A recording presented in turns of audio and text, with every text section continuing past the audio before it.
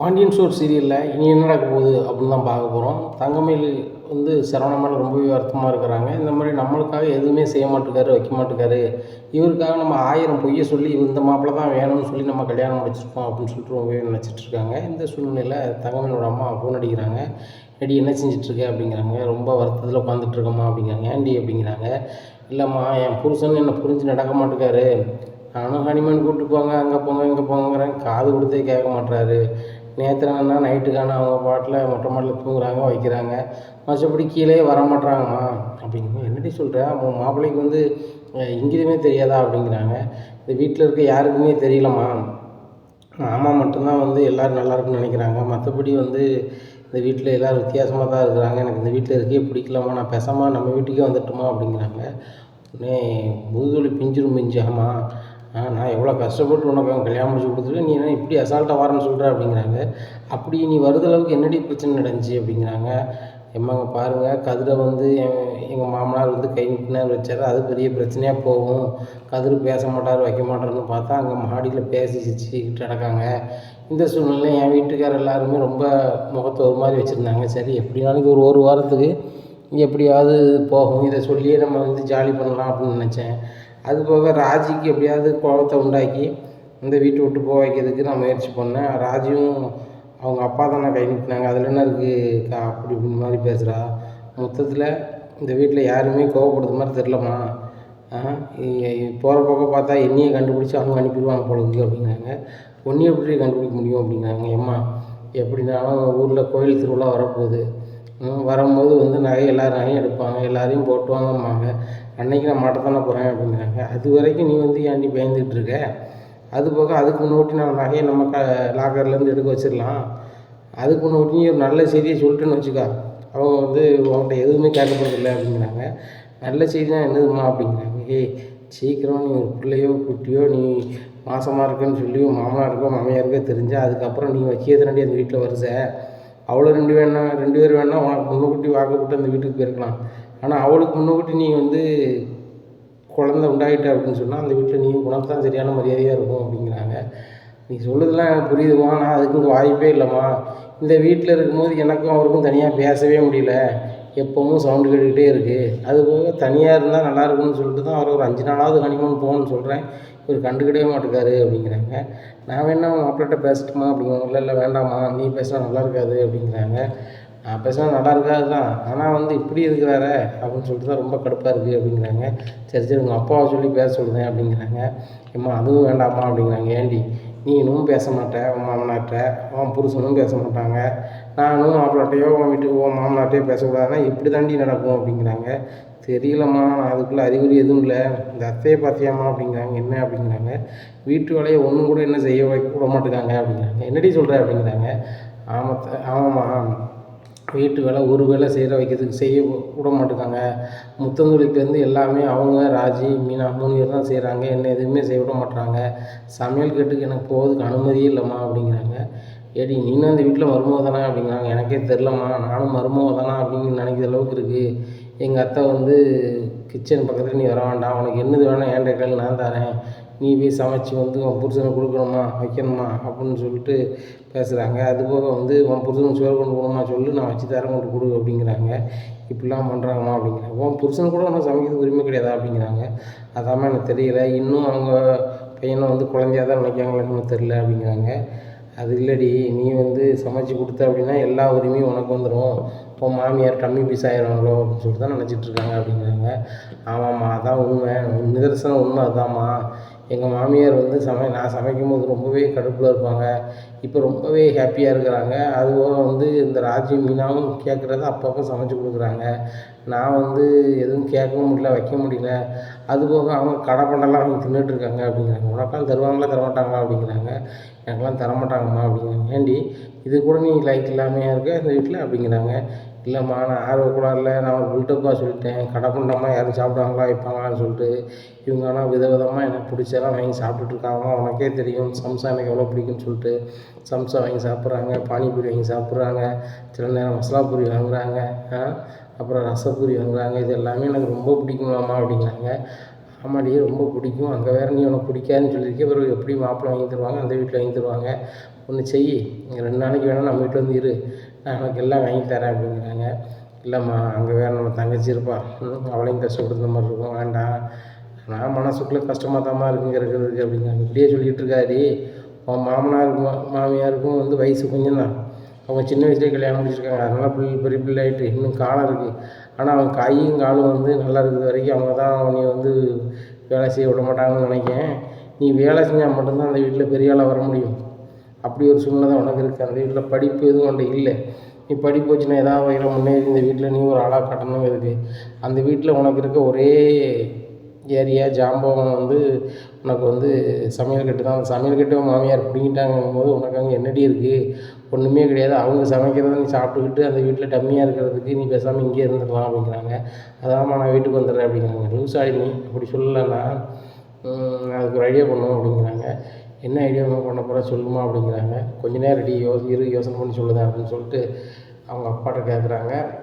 நீ ஃபோனை போய் ஒரு நிமிஷம் உங்கள் அப்பாட்ட கேட்டு சொல்கிறேன் அப்படின்னு சொல்லிட்டு, ஏங்க இந்த மாதிரி தங்கமேல் வீட்டில் வந்து அவளுக்கு ரொம்ப ஒரு மாதிரி பண்ணிகிட்ருக்காங்களா அப்படிங்கிறாங்க. என்ன பண்ணிகிட்ருக்காங்களா அப்படிங்கிறாங்க. சமைக்கக்கூடாது வைக்கக்கூடாது, வீட்டில் ஒரு வேலையும் செய்ய வேண்டாம், நீ வீட்டில் இருந்து சாப்பிட்டுட்டு ராசாத்தி மாதிரி இருன்னு சொல்கிறாங்க அப்படிங்கிறாங்க. கவலை விட பாக்கியம், நம்ம பொண்ணு கொடுத்து வச்சது தானே, ஒரு வசதியான வீட்டில் கட்டி கொடுத்துருக்கோம், மாப்பிள்ளை கை நிறைய சம்பளம் எடுக்காரு, அது போக எந்த கெட்ட பழக்கம் இல்லாத பையன், பேரும் பொண்ணும் வாங்கின குடும்பத்தில் கட்டி கொடுத்துருக்கோம். நம்ம சம்மந்தாரோட மச்சின மிகப்பெரிய கோடீஸ்வரங்க, யார் கோமதியோட அண்ணன்மார். இப்படி இருக்கும்போது நம்மளுக்கு அதுவே பெரிய பெருமையை, அந்த வீட்டில் நம்ம பொண்ணு கொடுக்க முடியுமா? நம்ம பொண்ணை டக்கால்ட்டியில் தான் அங்கே கட்டி கொடுத்துருக்கோம் வச்சுருக்கோம், ஒன்றும் தெரியாத விஷயம் ஒன்றும் இல்லை அப்படிங்கிறாங்க. அதெல்லாம் இருக்கட்டுங்க, இப்போ நம்ம பொண்ணு வந்து படிக்கலை, நம்ம எம்ஏ இங்கிலீஷ் லிட்ரேச்சர் படிச்சிருக்கான்னு சொல்லி கட்டி கொடுத்துட்டோம். ஆனால் அந்த பிள்ளை படிக்கலை. அவங்க ஏதாவது ஒரு வகையில் வந்து இந்த பிள்ளைய வந்து வேலைக்கு ஏதாவது அனுப்பிவிடுவோம், சும்மியாக இருக்கலாம் அப்படி இப்படின்னு சொல்லிடக்கூடாது. அப்படி சொன்னாங்க அப்படின்னு சொன்னால் கண்டிப்பாக இவன் மாட்டிப்பான். ஏன்னா இவர்கிட்ட டிகிரி இல்லை, அப்படி இருக்குது. அதுபோக வந்து நகையை வச்சு ஏதாவது சரவணனுக்கு பிஸ்னஸ் பண்ணி கொடுக்கணும், இவனும் சரவணனும் ஏதாவது பிஸ்னஸ் பண்ணிக்கிட்டோம், இவனும் வீட்டில் சும்மாவே இருக்கா அப்படின்னு நினச்சிருக்கோம், வந்துடக்கூடாது. அதில் கை வச்சாலும் நகை கவரிங்னு தெரிஞ்சு போகும். படிப்பு விஷயத்தில் கை வச்சாலும் மயில் வந்து டிகிரி முடிக்கலங்கிறது தெரிஞ்சு போகும். இப்படி இருக்கும்போது 2 பக்கமும் போகக்கூடாது வைக்கக்கூடாதுன்னா ஏதாவது பேலன்ஸ் பண்ணணுங்க. அப்படி ஒரு நிகழ்வு நடந்தால் மட்டும்தான் தங்கமேலுக்கு அந்த வீட்டில் இது பண்ண முடியும். சமையல் கட்டு இல்லாமல் அவன் என்ன பண்ண முடியும் அப்படிங்கிறாங்க. அதுவும் சரி தான், ஒரு வீட்டில் வந்து ராஜ்யம் வந்து அதுதான், அந்த ராஜ்யத்தை அவள் கைப்பற்றிட்டானா எல்லாரையும் கவர் பண்ண முடியும் அப்படி இப்படின்னு சொல்லிகிட்டு இருக்காரேப்பா. நானும் அதான் சொல்கிறேன், அந்த வீட்டில் பாண்டியன் தான் மெயின் ஆள். பாண்டியன் தான் லட்சக்கணக்கில் சம்பாத்தியம் பண்ணுறாரு. அந்த லட்சக்கணக்கில் சம்பாத்தியம் பண்ணுறவரை கவர் பண்ணணும்னா சமையல் மட்டும்தான் முடியும். ஏன்னா மற்றபடி வேறு எந்த வகையிலையும் திருப்திப்படுத்த முடியாது. அதனால தான் அவன் சமையல் பண்ணு, நீ எந்த வேலையும் யாரையும் செய்ய விடாதுன்னு சொல்லிட்டு இருந்தேன். இந்த வேலையை எப்படியும் ஒரு வாரத்துக்கு மேலே நல்லாவே பார்த்துட்டு இருந்தான். அதை வந்து என் மாமியாருக்கு பிடிக்காமல், நீ இன்னும் சமைக்கக்கூடாது வைக்கக்கூடாது, நான் தான் சமைப்பேன், நீ சமையல் கட்டு பக்கமே போகக்கூடாது, உனக்கு என்ன வேணுமோ என்கிட்ட கேளுங்கிறாங்க. அப்போ இந்த பிள்ளைக்கு ஆசையானது எப்படி சமைச்சு சாப்பிடுவா இப்பா? அவங்கெல்லாம் கடை தீனி வாங்கி சாப்பிடுதாங்கன்னா நம்ம பிள்ளைக்கு ஒரு ரூபாய் கூட கொடுக்குறதில்ல அப்படிங்கிறாங்க. என் பாக்கியம், அவங்க என்ன நம்மளை மாதிரி கஞ்சத்தனத்தில் இருக்கிறவங்களாம் இல்லைன்னா ஒன்றும் இல்லாதவங்களா? அவங்ககிட்ட எல்லா வசதி வாய்ப்புமே இருக்குது, ஏன் கொடுக்க மாட்டாங்க அப்படிங்கிறாங்க. அதை சொல்ல அந்த வீட்டில் இந்த ராஜின்னு ஒரு பிள்ளை, மெயினான ஒரு பிள்ளை இருக்கிறவள்ள அவ்வளோ வந்து வெளியே கடையில் வேண்டும் திங்கழுவா. என் மாமியாரும் பங்கு போட்டு திங்காங்கன்னா சம்மந்தி பிள்ளையும் பங்கு போட்டு திங்காங்கன்னா நம்ம மகளுக்கு ஒரு துண்டு கொடுக்க மாட்டாங்களா அப்படிங்கிறாங்க. அப்படிலாம் இருக்க மாட்டாங்களா அப்படிங்கிறாங்க. இவ ஒரு வார்த்தை சொல்லியிருப்பா போல், கடை பண்ணுறாங்களா எப்படி தான் சாப்பிடுவீங்களோ அப்படின்னு சொல்லிட்டு அதை வச்சுக்கிட்டு இவங்க எதிர் கடையில் வேணாலும் கொடுக்க மாட்டேங்காங்களா. அதான் என்ன செய்யணும்னு தெரில. என் பிள்ளை வந்து ஏமாறிட்டு கிடக்கு அப்படிங்கிறாங்க. அப்போ என்ன மயில 2 நாளைக்கு வர சொல்லி நம்ம இங்கே எதாவது வாங்கி கொடுப்போம் அப்படிங்கிறாங்க. ஆமாம், நீ லட்சக்கணக்கில் சம்பாத்தியம் பண்ணி வச்சுருக்கீரு, அது வந்து நான் வாங்கி கொடுக்கேன் அப்படிங்கிறாங்க. நீ தானே சொன்னேன் பாக்கியம், இங்கே வந்தால் எல்லாம் வாங்கி தரேன்னு சொன்னலாம் அப்படிங்கிறாங்க. அதுவும் சரி தான், ஆனால் கல்யாணம் முடிஞ்ச புதுசில் நம்ம கூட்டி கொண்டு அவளை மட்டும் வைக்கிறது சரியாக இருக்காதுல்ல. ஒரு குழந்தை பத்திருக்காங்க இருக்கான்னா அது வேறு விஷயம் அப்படிங்கிறாங்க. உடனே ஆமாம் அதுவும் சரி தான் அப்படின்ட்டு இருக்கும்போது மறுபடியும் மயிலுக்கு ஃபோன் அடிக்கிறாங்க. மயில், நானும் ரொம்ப யோசனை பண்ணி பார்த்தேன். யோசனை பண்ணி பார்க்கும்போது தான் தெரியுது, உன் மாமியார் வந்து அந்த சமையல் கட்டை எடுத்தது வந்து பிளான் பண்ணி தான் எடுத்திருக்காங்க. ஏன்னா நீ சமையல் கட்டை வந்து நீ உன் கையில் வச்சுருந்த அப்படின்னா நாளை அப்படின்னா வந்து அந்த பீரோ சாவிலேருந்து அந்த வீட்டு கண்ட்ரோல் எல்லாமே உன் கண்ட்ரோலில் வந்துடும். அதுக்கப்புறம் அந்த வீட்டில் நம்ம டம்மி பீஸ் ஆகிடுவோம் அப்படிங்கிற ஒரே காரணத்துக்காக தான் சமையல் கட்டை வந்து உன் பக்கமே வரவிடாமல் பார்க்காங்க. மற்ற எல்லா வீட்லேயும் மாமனார் மாமியாராக நினைக்கக்கூடியது மருமகன் வந்து சமையல் பொறுப்பு எடுத்துக்க மாட்டாளா, அவளையெல்லாம் பார்த்துக்க மாட்டாங்களா அப்படிலாம் நினைப்பாங்க. நான் கல்யாணம் முடிச்சு வந்த புதுசில் கூட எங்கள் மாமியார் அப்படி தான் நினச்சாங்க. அப்படி இருக்கும்போது வந்து உங்கள் மாமியார் ஏற்றுக்கிட மாட்டேங்காங்க அப்படின்னு சொன்னால் அதில் வந்து காரணம் அந்த கல்லாச்சாவி தான் அப்படிங்கிறாங்க. இல்லைம்மா அது மட்டும் இல்லை, அவங்க எப்படி சொல்கிறாங்கம்மா, இந்த மாதிரி நான் வந்து என் பிள்ளைகளுக்கெல்லாம் பிடிச்சதை சமைச்சு கொடுப்பேன். நான் சும்மா இருக்கும்போது என் பிள்ளைகளுக்கு எனக்கு எதுவுமே செய்ய முடியல. அதனால் நீ எதையுமே சமைக்காத, நானே சமைக்க போகிறேன் அப்படிங்கிறாங்க. இதாண்டி அந்த வீட்டு மேலே அவங்க வச்சுருக்க நடிப்பு. இப்படி நடித்து தான் என் மாமனாரை கைக்குள்ள வச்சு பெரிய ஆளாக அவங்க வராங்க. என்ன நீ உன் மாமனாரை கைக்குள்ள வைக்கணும் அப்படின்னு சொன்னால் நீ சமையல் கட்டை மறுபடியும் எடுத்தால் தான் முடியும் அப்படிங்கிறாங்க. அது எப்படிம்மா முடியும், நீ தான் சமையல் கட்டு பக்கத்துலேயே வர வேண்டாம்னு சொல்கிறாங்களே. அவங்க சாப்பிடும்போது பரிமாற கூட நான் கேட்டு தான் பரிமாற வேண்டியிருக்கு. இன்றைக்கி 3 பேர் சாப்பிட்டுட்டு இருந்தாங்க, பரிமாறட்டுமா அப்படின்னு சொல்லி கேட்குறேன். அதுவே அவங்க பல முறை யோசனை பண்ணி தான் சரிங்கிறாங்க. அதுபோக ராஜிக்கிட்ட நான் வந்து எப்படியாவது தூண்டி விட்டு இந்த வீட்டில் ஏதாவது ஒரு பிரச்சனையை கிளப்பி விட்டுலான்னு சொல்லிட்டு, ராஜி உன் புருஷன் மேலே மாமனார் கை வச்சாரா, உனக்கு ஒன்றும் தோணலையா வைக்கலையாங்கிறேன். ஆனால் ஒன்றும் நினைக்கலக்கா, கொஞ்சம் வருத்தம் தான் இருந்துச்சு அப்படிங்கிறான். நானும் ஏற்றி விட்டு பார்த்தேன், ஏதோ ஒரு வகையில் சண்டை வரும் வைக்கும்னு சொல்லிட்டு. ஆனால் அவனுக்கு சண்டையும் வரல, ஒன்றும் வரல. அவன் எங்கள் வீட்டில் எங்கள் அண்ணனை வந்து எங்கள் சித்தப்பாவும் சித்தப்பமாரும் கை நீட்டுவாங்க. ஆனால் எங்கள் அண்ணன் அதுக்கு வருத்தப்பட மாட்டான். நானும் அந்த நேரத்தில் வருத்தப்பட்டேன்னா அப்புறம் வந்து நார்மலாகிடுவேன். இப்படி தான் இங்கேயும் அப்பா அம்மாவுக்குள்ள 1000 வரும். அதை போட்டு என்னக்கா நீங்கள் கேட்குறது நான் கேட்குறது, விடுங்கக்காங்கிறா. இப்படி இருக்கும்போது நான் என்னவா செய்ய முடியும். அவங்க வந்து ஏதாவது ஒரு பிரச்சனையை கிளப்பிட்டு கிடந்தாங்கன்னா அதில் நான் பஞ்சாயத்து பண்ணலாம், நான் ஒரு ஆளாக தெரியலாம். இந்த வீட்டில் இந்த பிள்ளைய வச்சு ஒரு கிடையாது. ஆனால் இந்த ராஜி, கதிர், மீனா, செந்தில் வச்சு பிரச்சனையாக வருதுன்னு சொன்னாங்கன்னா நானே என் வீட்டுக்காரன் வீட்டில் சம்பமாக இருக்கும். அதுபோக பூர்வீக சொத்துலேருந்து எங்கள் மாமனார் சம்பந்தி பண்ண சொத்துலேருந்து கடை எல்லாமே எங்களுக்கு வந்துடும். இந்த வீட்டில் நான் மட்டும் வாரிசாகிடுவேன், அது நடக்க மாட்டேங்குது அப்படிங்கிறாங்க. அவங்களாம் வெளில போனால் பழனின்னு ஒருத்தர் இருக்காங்களா அப்படிங்கிறாங்க. அவருக்கு தான் அந்த குடும்பத்து சொத்து பங்கே கிடையாது. அதை நான் வாயாலேயே சொல்லிடுவேன் வாய்ப்பு வரும்போது. அவர் எதிர்த்த வீட்டில் தான் அவருக்கு பங்கு இருக்குது, சொத்து இருக்குது, எல்லாம் இருக்குது. அவர் கோடிக்கணக்கான சொத்து அவருக்கு இருக்குது. அது வேணும்னு சொன்னால் அவர் அங்கே போய் தான் இருக்கணும், இங்கே வந்து கேட்கறதுக்கு என்ன இருக்குமா அப்படிங்கிறாங்க. அதுவும் சரி தாண்டி, அதில் நீ விவரமாக தான் இருக்க. இப்போ மாமியாரை நம்ம எப்படி கவர் பண்ணி அந்த அடுப்போட்டு நீ கையில் எடுக்கலாம் அப்படிங்கிறாங்க. எம்மாங்க பாருங்கள், சமையல் வேலை மட்டும் நீங்கள் சொன்ன மாதிரி நான் கையில் எடுத்துட்டேன் அப்படின்னு சொன்னால் அதை சூப்பராக கொஞ்சம் நாளைக்கு பண்ணிட்டேன் அப்படின்னா பீரோ சாவிலேருந்து எல்லா இந்த குடும்பத்தோட பொத்துச்சாவி என்கிட்ட வந்துடும். அதுக்கப்புறம் எல்லாரோட குடுமையும் என் கையில் தான் இருக்கும். யாருக்கு பணம் வேணாலும் சரி தான் என்கிட்ட கேட்டு தான் வாங்கணும். ஏன் எங்கள் மாமா கூட என்கிட்ட தந்த காசு திருப்பி வாங்கினா கூட நைட்லேயே அந்த காசை எடுத்துவோமா அப்படின்னா தான் எடுத்து கொடுப்பேன். அதுவுமே நான் இருக்கிறத குறைச்சி தான் எடுத்து கொடுப்பேன். அப்படி ஒரு அதிகாரம் இருக்குது. நான் ஏன் கஷ்டப்பட்டு வேலை பார்த்து சம்பாதிக்கணும். அந்த கல்லாச்சாவி என்கிட்ட வந்தால் அவ்வளோ பணம் எனக்கு தானே அப்படிங்கிறாங்க. ஆமாடி, நீ சொல்லுதே கேட்கும்போது ரொம்ப சந்தோஷமாக இருக்குது. நான் ஒரு ஐடியா சொல்லுவேன், அதை நீ செய்வியா அப்படிங்கிறாங்க. என்னம்மா அப்படிங்கிறாங்க. உன் மாமியார் காலும் கையும் நல்லா இருக்க போய் தானே வந்து அவங்க சமைக்காங்க அப்படிங்கிறாங்க. ஆமாம், அதை நான் என்ன செய்யணும் அப்படிங்கிறாங்க. இப்படி கேளு, ஒன்றும் செய்ய வேண்டாம், ஈஸி மெத்தடு தான் அப்படிங்கிறாங்க. என்ன மெத்தடுமா அப்படிங்கிறாங்க. அந்த மாதிரி உன் மாமியார் கண்டிப்பாக வந்து ஓரளவு வயசு முதிர்ந்தவங்க தான். ஆனால் சாப்பாடு சௌகரியம் எல்லாம் இருக்க போய் வந்து அது கொஞ்சம் வயசான மாதிரி இருக்குது. ஆனால் எலும்புலாம் வீக்காக தான் இருக்கும். எலும்பை நீங்கள் கொஞ்சம் டேமேஜ் பண்ண மாதிரி ஒன்று பண்ணணும் அப்படிங்கிறாங்க. அதை நான் எப்படிம்மா பண்ண முடியும், நான் டாக்டருக்காக படிச்சிருக்கேன் அப்படிங்கிறாங்க. நீ டாக்டருக்கும் படிக்க வேண்டாம், ஒன்றுக்கும் படிக்க வேண்டாம், நான் சொல்லது மட்டும் கேளு. எண்ணெயை அது எப்படி சமையல் கட்டு விட்டு வெளியே வரும், எண்ணெயை ஊற்றி விட்டு படிக்கட்டு பக்கத்தில் அது வலிக்கு பொத்துன்னு வந்துடும், காலை கையை பிறண்டுரும். பிறந்தோடனே ஹாஸ்பிட்டலுக்கு கூட்டி போகும்போது டாக்டர் சொல்லிடுவாங்க, கொஞ்சம் நாளைக்கு நீங்கள் வந்து என்ன செய்யக்கூடாது, நடக்கக்கூடாது, போகக்கூடாது, வரக்கூடாதுன்ட்டு. நீங்கள் வந்து என்ன செய்யணும்னா அதுக்கப்புறம் வந்து வீட்டு பொறுப்பே நீ எடுக்கிற மாதிரி இருக்கணும், சமையல் எல்லாமே நீ பண்ணுற மாதிரி இருக்கணும் அப்படிங்கிறாங்க. அது நடக்குமாமா அப்படிங்கிறாங்க. நீ தாண்டி செய்யணும், எப்படியும் உங்கள் வீட்டில் தேங்காய் எண்ணெய் இருக்கதான் நீங்கள் தைத்து வச்சுருப்பீங்களா அப்படிங்கிறாங்க. ஆமாம்மா, எங்கள் மாமா கூட நேற்று தான் வந்து ஒவ்வொரு ரூமுக்கு 6 லிட்டர் தேங்காய் கொடுத்தாரு. ராஜிக்கு 1 லிட்டர் கொடுத்தாரு, எனக்கு 1 லிட்டர் கொடுத்தாரு, மீனாவுக்கு கொடுத்தாரு, அத்தைக்கும் 1 லிட்டர் இருக்குது, அவங்கவுங்க தேய்க்கிறதுக்கு கொடுத்தாங்க அப்படிங்கிறாங்க. பிறவனடி நீ யார்ட்டையும் கேட்க தேவையில்லை, சமையல் கட்டு ஓட்டுன படிக்க இதில் இருக்குன்னா இது நம்ம நடந்து வர பாதை, அதில் வந்து நைஸாக ஊற்றி விட்டுரு. உன் மாமியாரை வந்து எப்படியாவது நீ வந்து அப்படின்னு சொல்லி சவுண்டாக கூப்பிட்டு, இல்லைன்னா எதையாவது ஒன்று வெளியில் பொத்துன்னு போடு.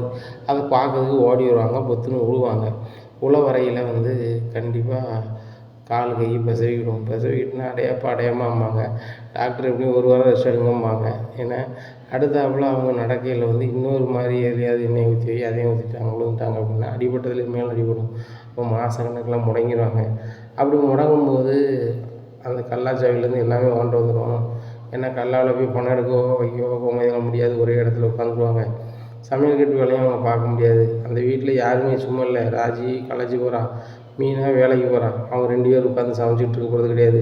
நீ மட்டும்தான் சமைக்க போகிற. அது போக உன் மாமனுக்கு பிடிச்சதெல்லாமே சமைச்சு கொடுத்து மாமனை கவர் பண்ணிடு. அப்படி மாமனை நீ கவர் பண்ணால் தான் உன் புருஷன் வந்து ஏன் வந்து தனியாரில் வேலை பார்த்துட்டு கிடக்கணும், பேசாமல் நான் அவனுக்கு ஒரு பிஸ்னஸ் வச்சு கொடுத்துட்றேன், இல்லைன்னா என் கடையை கூட நடத்தட்டும் அப்படிங்க போகிறாரு. நீனே எல்லாத்தையும் பார்க்க போகிற. அதுபோக உங்கள் மாமன் எவ்வளோ கஷ்டப்பட்டு உழைச்சாலும் அந்த பணம் வாண்ட ஒன்று தர போகிறாரு. நீ தான் கல்லால் வைக்க போகிற. அதை நீ உன் இஷ்டத்துக்கு அனுபவிக்கலாம். உன் மாமனார் கேட்கும்போது அப்படி இப்படின்னு சொல்லிட்டு இது பண்ணலாம். ஏதாவது ஒரு கெட்ட ஆத்திர அவசரத்துக்கு எடுத்தால் கூட எலி கடிச்சிட்டு அப்படி நீ என்னத்தையாவது சொல்லி நீ என்னத்தையும் தப்பிச்சிக்கலாம்.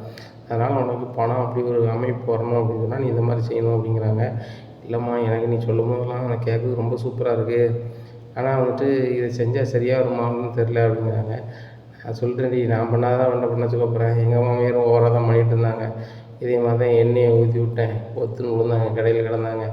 நான் தான் வந்து அவங்கள சூப்பராக கவனிக்கிற மாதிரி நானே சீனை போட்டு இப்படி ஒரு மர்மம் உண்டுமா அப்படிங்கிற அளவுக்கு நான் பண்ணி விட்டேன். அதை மாதிரி இப்படி ஒரு சூழ்நிலையில் வந்து பயங்கரமாக வந்து வீட்டில் வேலை செஞ்சு மாமன்ட்ட நல்ல பேர் வாங்கணும். அதுக்காக அவங்க அத்தையும் விசாரித்து, நம்ம இந்த பிள்ளையை தப்பான விஷயம், இந்த பிள்ளையும் தங்கமான பிள்ளையாக இருக்குது, நம்மளுக்கு உடம்பு சரியில்லாமல் இருந்தால் கூட முடியலன்னா கூட இந்த பிள்ளை வந்து அவ்வளோ அருமையாக வேலை செய்யுது அப்படி இப்படின்னு நினைக்கணும். அந்த அளவுக்கு நீ நடந்துக்கணும் மயில் அப்படிங்கிறாங்க. சரிம்மா, நான் வந்து இந்த அளவுக்கு நடந்துக்கிறேன் அப்படிங்கிறாங்க. சரி, நல்ல செய்தியாக சொல்லுவேன்னு நம்புகிறேன். இப்போ நான் சமைக்க போகிறேன் அப்படிங்க. என்னம்மா சமையல் அப்படிங்கிறாங்க. கீரை தாண்டி அப்படிங்கிறாங்க. இன்றைக்கும் கீரையாம்மா, தங்கச்சிருக்கெல்லாமே ஏதாவது வாங்கி சமைச்சு கொடுங்கம்மா அப்படிங்கிறாங்க. சரி அவனை கடைக்கு போய் சொல்கிறேன் அப்படின்னு சொல்லிட்டு ஃபோனை வைக்கிறாங்க பாக்கியம் தங்கமயில்கிட்ட. உடனே மயில் நினைக்கிறாங்க, அம்மா சொன்னதை செஞ்சிட வேண்டிதான், வேறு வழியே கிடையாது. எப்படியாவது நம்ம வந்து இந்த சமையல்கட்டை கைப்பற்றணும். சமையல்கட்டை கைப்பற்றினா மட்டும்தான் நம்மளுக்கு வந்து இந்த வீட்டில் வந்து ஆட்சி அதிகாரம் கிடைக்கும். அதுபோக நம்மளை பற்றிய மைனஸ் தெரியக்கூடாதுன்னா நம்ம சமையல்கட்டு இல்லைன்னா ஒன்றுமே செய்ய முடியாது. எல்லாருக்கும் பல வகை திறமை இருக்குது. நம்மளுக்கு இருக்க ஒரே திறமை சமைக்கிறது மட்டும்தான். இந்த ராஜி எப்படியாவது படித்து பெரிய ஆள் ஆயிடுவா. இந்த ஏற்கனவே மீனாக கவர்மெண்ட்டில் வேலை பார்க்கா. இப்போ நான் மட்டும்தான் அரைகுறை படிப்பில் இருக்கேன். என் வீட்டுக்காரரும் தனியாரை தான் வேலை பார்த்துட்ருக்காரு. இப்படி இருக்கும்போது நாளைக்கு நான் அந்த வீட்டில் உள்ள சொத்தை வந்து அதிகம் வாங்கணும், வைக்கணும், இந்த மாமனார்கிட்டையும் இந்த வீட்லேயும் நல்ல பேர் எடுக்கணும் அப்படின்னு சொன்னால் கண்டிப்பாக நம்ம வந்து சமையல்கட்டை எடுத்தால் தான் முடியும். அம்மா சொல்லிதை செஞ்சிட வேண்டிதான், வயசையோ மனசாட்சியோ பார்க்கவே கூடாது இந்த விஷயத்தில் அப்படின்னு நினைக்காங்க. இந்த சூழ்நிலையில் தேங்காய் எண்ணெய் எடுக்கிறாங்க. எடுத்துகிட்டு சரி ரைட்டு நம்ம வாசக்கட்டில் வந்து தொளிச்சு விட்ருவோம் அப்படின்னு சொல்லிட்டு வாசக்கட்டில் தொளிச்சு விட்ருக்காங்க.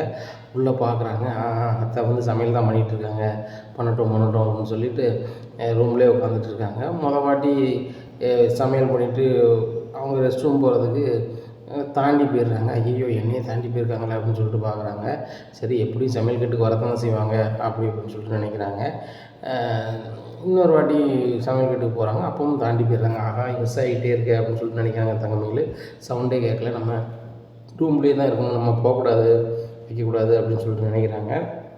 இப்படி இருக்கையில் வந்துட்டு மதியம் சாப்பாட்டுக்கு எல்லோரும் வரணும் அப்படின்னு சொல்லிட்டு ஃபோன் அடிக்கிறாங்க கோமதி. உடனே சரி கிளம்பி வரோம் அப்படிங்கிறாங்க. உடனே அத்தை, நான் வேணா மதிய சாப்பாடு கொண்டு கொடுக்குறேனே அப்படிங்கிறாங்க. இல்லை அந்த டேபிளில் பாரு, நான் வந்து சரவணன் சாப்பாடு ரெடி பண்ணி வச்சுருக்கேன், இதை கொண்டு கொடு அப்படிங்கிறாங்க. சரி அத்தை அப்படின்னு சொல்லிட்டு சாப்பாடை தூக்கிட்டு போகிறாங்க. இவங்க கீழே விழுந்தாங்கன்னா நம்ம வந்து தூக்கிட்டு போய் சீனக்கின்னு போடலாமே, அதுக்கு வசதியாக இருக்குமே அப்படி இப்படின்னு நினைக்காங்க. உடனே அத்தை, இன்றைக்கி நீங்கள் என் வீட்டுக்காரையும் ஃபோன் பண்ணி வர சொல்லிடுங்களேன் அப்படிங்கிறாங்க. நான் தான் சொன்னேன் முதல்ல, சரவணனை வீட்டில் வந்து சாப்பிட சொல்லி வை, அந்த பழக்கத்தை கிளப்பாத, நாளைக்கு உனக்கு ஒரு நாள் கொண்டு போக முடியல, வைக்க முடியலன்னா ரொம்ப கஷ்டமாக தெரியும். அதனால் சரவணனை ஒன்று கடையில் அங்கே சாப்பிட சொல்லு, இல்லைன்னா அங்கே வர சொல்லுன்னு சொன்னேன். நீ தான் என் வீட்டுக்காரருக்கு கொண்டு போகிறேன், என் கடைக்கு கொண்டு போகிறேன்னே. இப்போ நீ கடைக்கு கொண்டு போகல, அதனால் என் பையனுக்காக கொண்டு போகணும்னு பார்த்தேன், ஆனால் இப்போ உனக்கு கொண்டு போக முடியல, அதனால் நான் சரி சொல்லிடுறேன் அப்படின்னு சொல்லிட்டு சரவணா அப்படிங்கிறாங்க. என்னம்மா அப்படிங்கிறாங்க. இன்றைக்கி மயில் வரலை, நீ கடையில் சாப்பிட்டதே வீட்டுக்கு வரையா அப்படிங்கிறாங்க. வீட்டுக்கு வந்துடுறம்மா அப்படிங்கிறாங்க. சரிப்பா வீட்டுக்கு வந்துடு அப்படிங்கிறாங்க. இன்னும் கடையிலேருந்து எல்லாருமே சாப்பிட வந்துடுறாங்க. சரவணனும் வந்துடுறாங்க.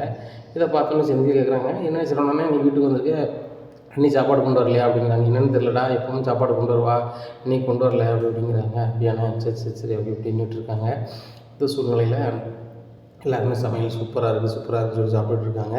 யார் தங்கமயிலா சமைச்சா அப்படின்னு சொல்லிட்டு பண்ணி கேட்குறாங்க. ஏங்க நான் தான் சமைச்சேன், இவ்வளோ காலம் சமைக்கிறேன் உங்களுக்கு தெரியலையா அப்படிங்கிறாங்க. இல்லை கோமதி, முன்னாடிலாம் வந்து சப்புன்னு சமைப்பேன், இப்போ நல்லா கார சோரமாக சம்முன்னு போட்டு சமைக்க அப்படிங்கிறாங்க.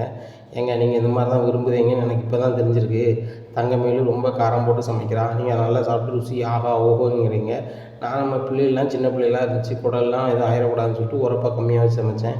இனிமேல் யாருக்கு எப்படி வேணுமோ அப்படி சமைச்சிக்கிறேன் அப்படிங்கிறாங்க. அக்கா, இந்த மாதிரி சமைக்கா செமையாக இருக்குது அப்படி இப்படின்னு சொல்லிட்டு பண்ணி சொல்லி சாப்பிட்றாரு.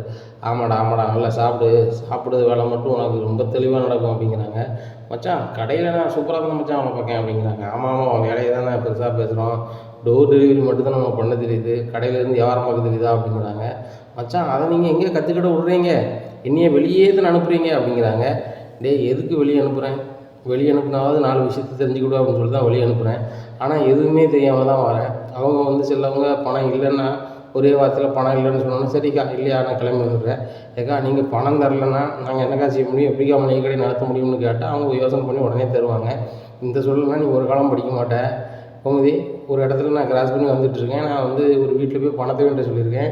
அவங்களே பயங்கரமான தில்லாலங்கடி ஆட்கள். அவங்ககிட்ட போய் பணத்தை கொண்டாங்க, இந்த மாதிரி எங்கள் மச்சான் கணக்கு முடிக்கணுங்காரு அப்படிங்கும்போது அவங்க இல்லை அடுத்த வாரம் வாங்கன்னா சரி வரேன் அப்படின்னு சொல்லிட்டு கிளம்பி போகிறான். அடுத்த வாரம் வரைக்கும் சொல்லுதுக்கா எங்களுக்கு பணம் வேணுங்கான்னு சொன்னால் இருக்கிறத தருவாங்க. அதுக்கப்புறம் கொஞ்சம் கொஞ்சமாவது வசூல் பண்ணிக்கலாம். இப்படி இவன் சின்ன பிள்ளை மாதிரி அப்படியா இல்லையா ரைட்டு அப்படின்ட்டு வரான். என்னமோ ஊராம் பணம் தானே அப்படின்னு நினச்சி செஞ்சுட்டு இருக்கான் வச்சுட்ருக்கான் அப்படிங்கிறாங்க. மச்சான் ஊராம் பணம்லாம் கிடையாது, எங்கள் மச்சான் பணம் தான். எங்கள் மச்சான் பணத்துக்கு ஒன்றுனா எனக்கும் உழைக்க தான் செய்யும் மச்சான். இனிமேல் கரெக்டாக வாங்கிடுவோம். நம்ம பாருங்கள் இனி ஏதாவது ஒரு டெலிவரிக்கு அனுப்பி பாருங்கள், காசோட எவ்வளோ தெளிவாக வராங்க பாருங்கள் அப்படிங்கிறாங்க.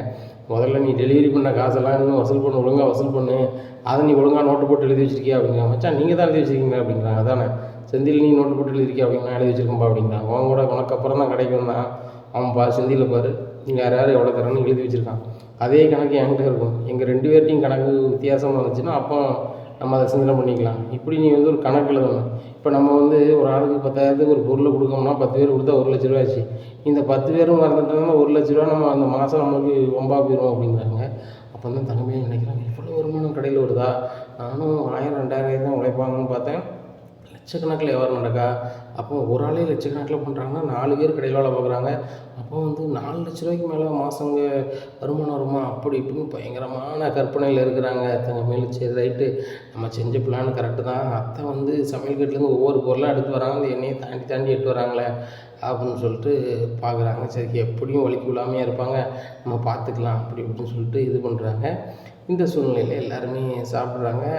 அப்போது இவ்வளோ நேரம் விழாமல் இருக்காங்களே விழுந்தாமல் இருக்காங்களே அப்படின்னு நினைக்கிறாங்க. சரி இவங்க சாப்பிட்டுட்டு போட்டோம், எப்படி சமையல் கட்டு போகாமல் இருப்பாங்க அப்படின்னு சொல்லி நினச்சிட்ருக்காங்க. இந்த சூழ்நிலை சமையலெல்லாம் சாப்பிட்டுட்டு அவங்கவுங்க ரெஸ்ட் எடுக்கிறாங்க. உடனே பாண்டி சொல்கிறாங்க நான் முன்னாடி கடைக்கு போகிறேன் பின்னாடி வாங்க அப்படிங்கிறாங்க. சரிப்பா அப்படிங்கிறாரு செந்தில். பள்ளி மச்சான் நீங்கள் போங்க அப்படிங்கிறாங்க. டேய் நீ என் கூட வா அப்படிங்கிறாங்க. மச்சான் நான் பின்னாடி வரேன் மச்சான் அப்படிங்கிறாங்க. செந்தில் பின்னாடி வரட்டும், நீ என் கூட வா அப்படிங்கிறாங்க. மச்சான் கொஞ்சம் ரெஸ்ட் எடுத்து வர மச்சான் அப்படிங்கிறாங்க. தவிர என்ன வேலை செஞ்சு கிழிச்சிட்டாரான் ரெஸ்ட் எடுக்க, பேசாமல் என் கூட ஏறி வா அப்படிங்கிறாங்க. அதெல்லாம் மச்சான் யாருன்னு மதியாக இருந்தால் தான் உங்களுக்கு பிடிக்காத, சரி மச்சான் வாரேன் அப்படின்னு சொல்லிட்டு ஏறி போகிறாரு. இந்த சூழ்நிலை மச்சான் செந்தில் மட்டும் கூட மாட்டேங்க அப்படிங்கிறாங்க. டே அவன் கொஞ்சம் ரெஸ்ட் எடுத்து வரட்டும் அப்படிங்கிறாங்க. மச்சான் உங்கள் பையன் மட்டும் ரெஸ்ட் எடுக்கணும், நான் மட்டும் வந்து உடனே வரமா மச்சான், என்ன மச்சான் நீங்கள் அப்படிங்கிறாங்க. டேய் அவன் வந்து கல்யாணம் முடித்தவன், நீ தனிமரமாக தான் இருக்க, உனக்கு ஒன்றும் பிரச்சனை இல்லை, அவன் கொஞ்சம் ரெஸ்ட் எடுத்தால் தானடா வந்து அவனுக்கு நல்லாயிருக்கும் அப்படிங்கிறாங்க. மச்சான் அப்போ எனக்கும் காலகாலத்தில் கல்யாணம் முடிச்சு வைங்க அப்படிங்கிறாங்க. நானாடா கல்யாணம் முடிச்சு வைக்க மாட்டேன்னு சொல்ல மாட்டேன், பொண்ணு ஒருத்தன் தரமாட்டேறானடா அப்படிங்கிறாங்க. நீங்கள் எந்த பொண்ணு வீட்டுக்காரன்ட்டு போய் பார்த்தீங்க, இல்லை எந்த பொண்ணு புரோக்கர்ட்ட சொன்னீங்க அப்படிங்கிறாங்க. ஒன்றும் இல்லை, மதியம் ஒரு ஆள் ஜாமான் அங்கே வருவார், பார்சல் கட்டி சொல்லியிருக்காரு, அவர் கல்யாண புரோக்கர் தான், அவர்கிட்ட நான் எத்தனை வாட்டி சொல்லியிருப்பேன் நீனே கேளு அப்படிங்கிறாங்க. மச்சான் கேட்காம விட மாட்டேன் மச்சான், உண்மையில கேட்க தான் செய்வேன் அப்படிங்க, கேட்டுப்பார் அப்படிங்கிறாங்க. இந்த சூழ்நிலையில் கடையில் இருக்காங்க. அப்போ அந்த பொண்ணு புரோக்கர் வராரு. வந்தோடனே அண்ணாச்சி நீங்கள் தானே கல்யாணத்துக்கெலாம் பொண்ணு பார்க்குற ஆள் அப்படிங்கிறாங்க. ஆமாம் எங்கள் மச்சான் எனக்கு பொண்ணு பார்க்க சொன்னாரா அப்படிங்கிறாங்க. அம்மா அவர் சொல்லி 2-3 வருஷம் இருக்கும் தம்பி, நான் 2-3 இடத்துல சொன்னேன், மளிகை கடையில் அந்த பையன் வேலை பார்க்கான், மளிகை கடையில் வேலை பார்க்கான், வேறு எதுவும் இல்லையோ அப்படி இப்படின்னு சொல்லிட்டு கேட்காங்க அப்படிங்கிறாங்க. அப்படியா எங்கள் மச்சான் சொல்லியிருக்காரா அப்படிங்கிறாங்க. ஆமாம் அதெல்லாம் சொல்ல தான் செய்யாரு தம்பி, அது போக வந்து உங்கள் அண்ணன்மாரு கூட நீ பிஸ்னஸ் தனியாக பண்ணால் பிஸ்னஸ் பண்ணலான்னு சொல்லலாம், இந்த இடத்துல வேலை பார்க்கும்போது ஒரு கடையில் வேலை பார்க்கலான்னு சொல்ல முடியும் அப்படிங்கிறாங்க. அது என்னமோ உண்மை தான், எனக்கு அவனோட்ட போய் இருக்கிறதோட எங்கள் அக்கா வீட்டில் நான் வந்து எடுபடியாக இருக்குது நல்லதுன்னு நினைக்கிறேன் அப்படிங்கிறாங்க. நீ நினைக்க போது பொண்ணு வீட்டுக்காரன் அப்படி நினைக்கலாம் அப்படிங்கிறாங்க. அதுவும் சரி தான், நான் இந்த வேலை தான் பார்க்குறேன், அது எங்கள் மச்சான் கடையில் தான் வேலை பார்க்குறேன், எங்கள் மச்சான் வீட்டில் தான் இருக்கேன், எங்கள் அக்கா பிள்ளைகள் கூட தான் இருக்கேன், அதை சம்மதிச்சு அந்த பொண்ணு என்னை கெட்டுன்னு சொல்கிறாலும் அந்த பிள்ளைய நான் கட்டிக்கிறேன் அப்படிங்கிறாங்க. அப்போ ரொம்ப நாளாக தம்பி அப்படிங்கிறாங்க. எப்படியும் 60 வயசுக்குள்ளே பொண்ணு கிடச்சிருமா அப்படிங்கிறாங்க. அவ்வளோ தூரம் போகாது, நான் பொண்ணு பார்த்தாரு தம்பி அப்படிங்கிறாங்க. கேட்டுக்கடா பழனி, நான் உனக்கு வந்து பொண்ணு பார்க்காம வைக்காமலாம் இல்லை, சொல்லிக்கிட்டு தான் இருக்கேன். அது போக எனக்கு சொந்த பந்தம் கிடையாது, உனக்கு நல்லாவே தெரியும், அதனால் என் சொந்த பந்தம்ட்டு சொல்ல முடியல. கொழலி வீட்டு லைனில் நான் கேட்டிருக்கேன், இந்த மாதிரி பழனிக்கு ஒரு பொண்ணு தான் பார்க்கணும் வைக்கணும்னு சொல்லிட்டு. கொழலி தான் மாமாவுக்கு வயசாகிட்டல, இன்னும் எப்படி பொண்ணு அதுக்கேற்ற கிடைக்கும் வைக்கணும் அவள் சொல்லிகிட்டு இருக்கா அப்படிங்கிறாங்க. கொழலியாக எனக்கு பொண்ணு பார்த்து வைக்க போகிறா என் மருமக அப்படிங்கிறாங்க. உன் மருமக தான் வந்து உனக்கு பொண்ணு பார்த்து வைக்கணும்னு அலைஞ்சிட்ருக்கா, எப்படியாவது மாமியாரை சேர்த்து வச்சிடணும்னு சொல்லிட்டு அப்படிங்கிறாங்க. சரி மச்சான், நடக்கும்போது நடக்கட்டும். இப்போ வேறு ஏதாவது வேலை இருக்கா அப்படிங்கிறாங்க. உன் வாயை மூடிட்டு என்ன ஒவ்வொரு கிலோவாக புளி பார்சல் ஒரு 10 கிலோவுக்கு பார்சல் போடு அப்படிங்கிறாங்க.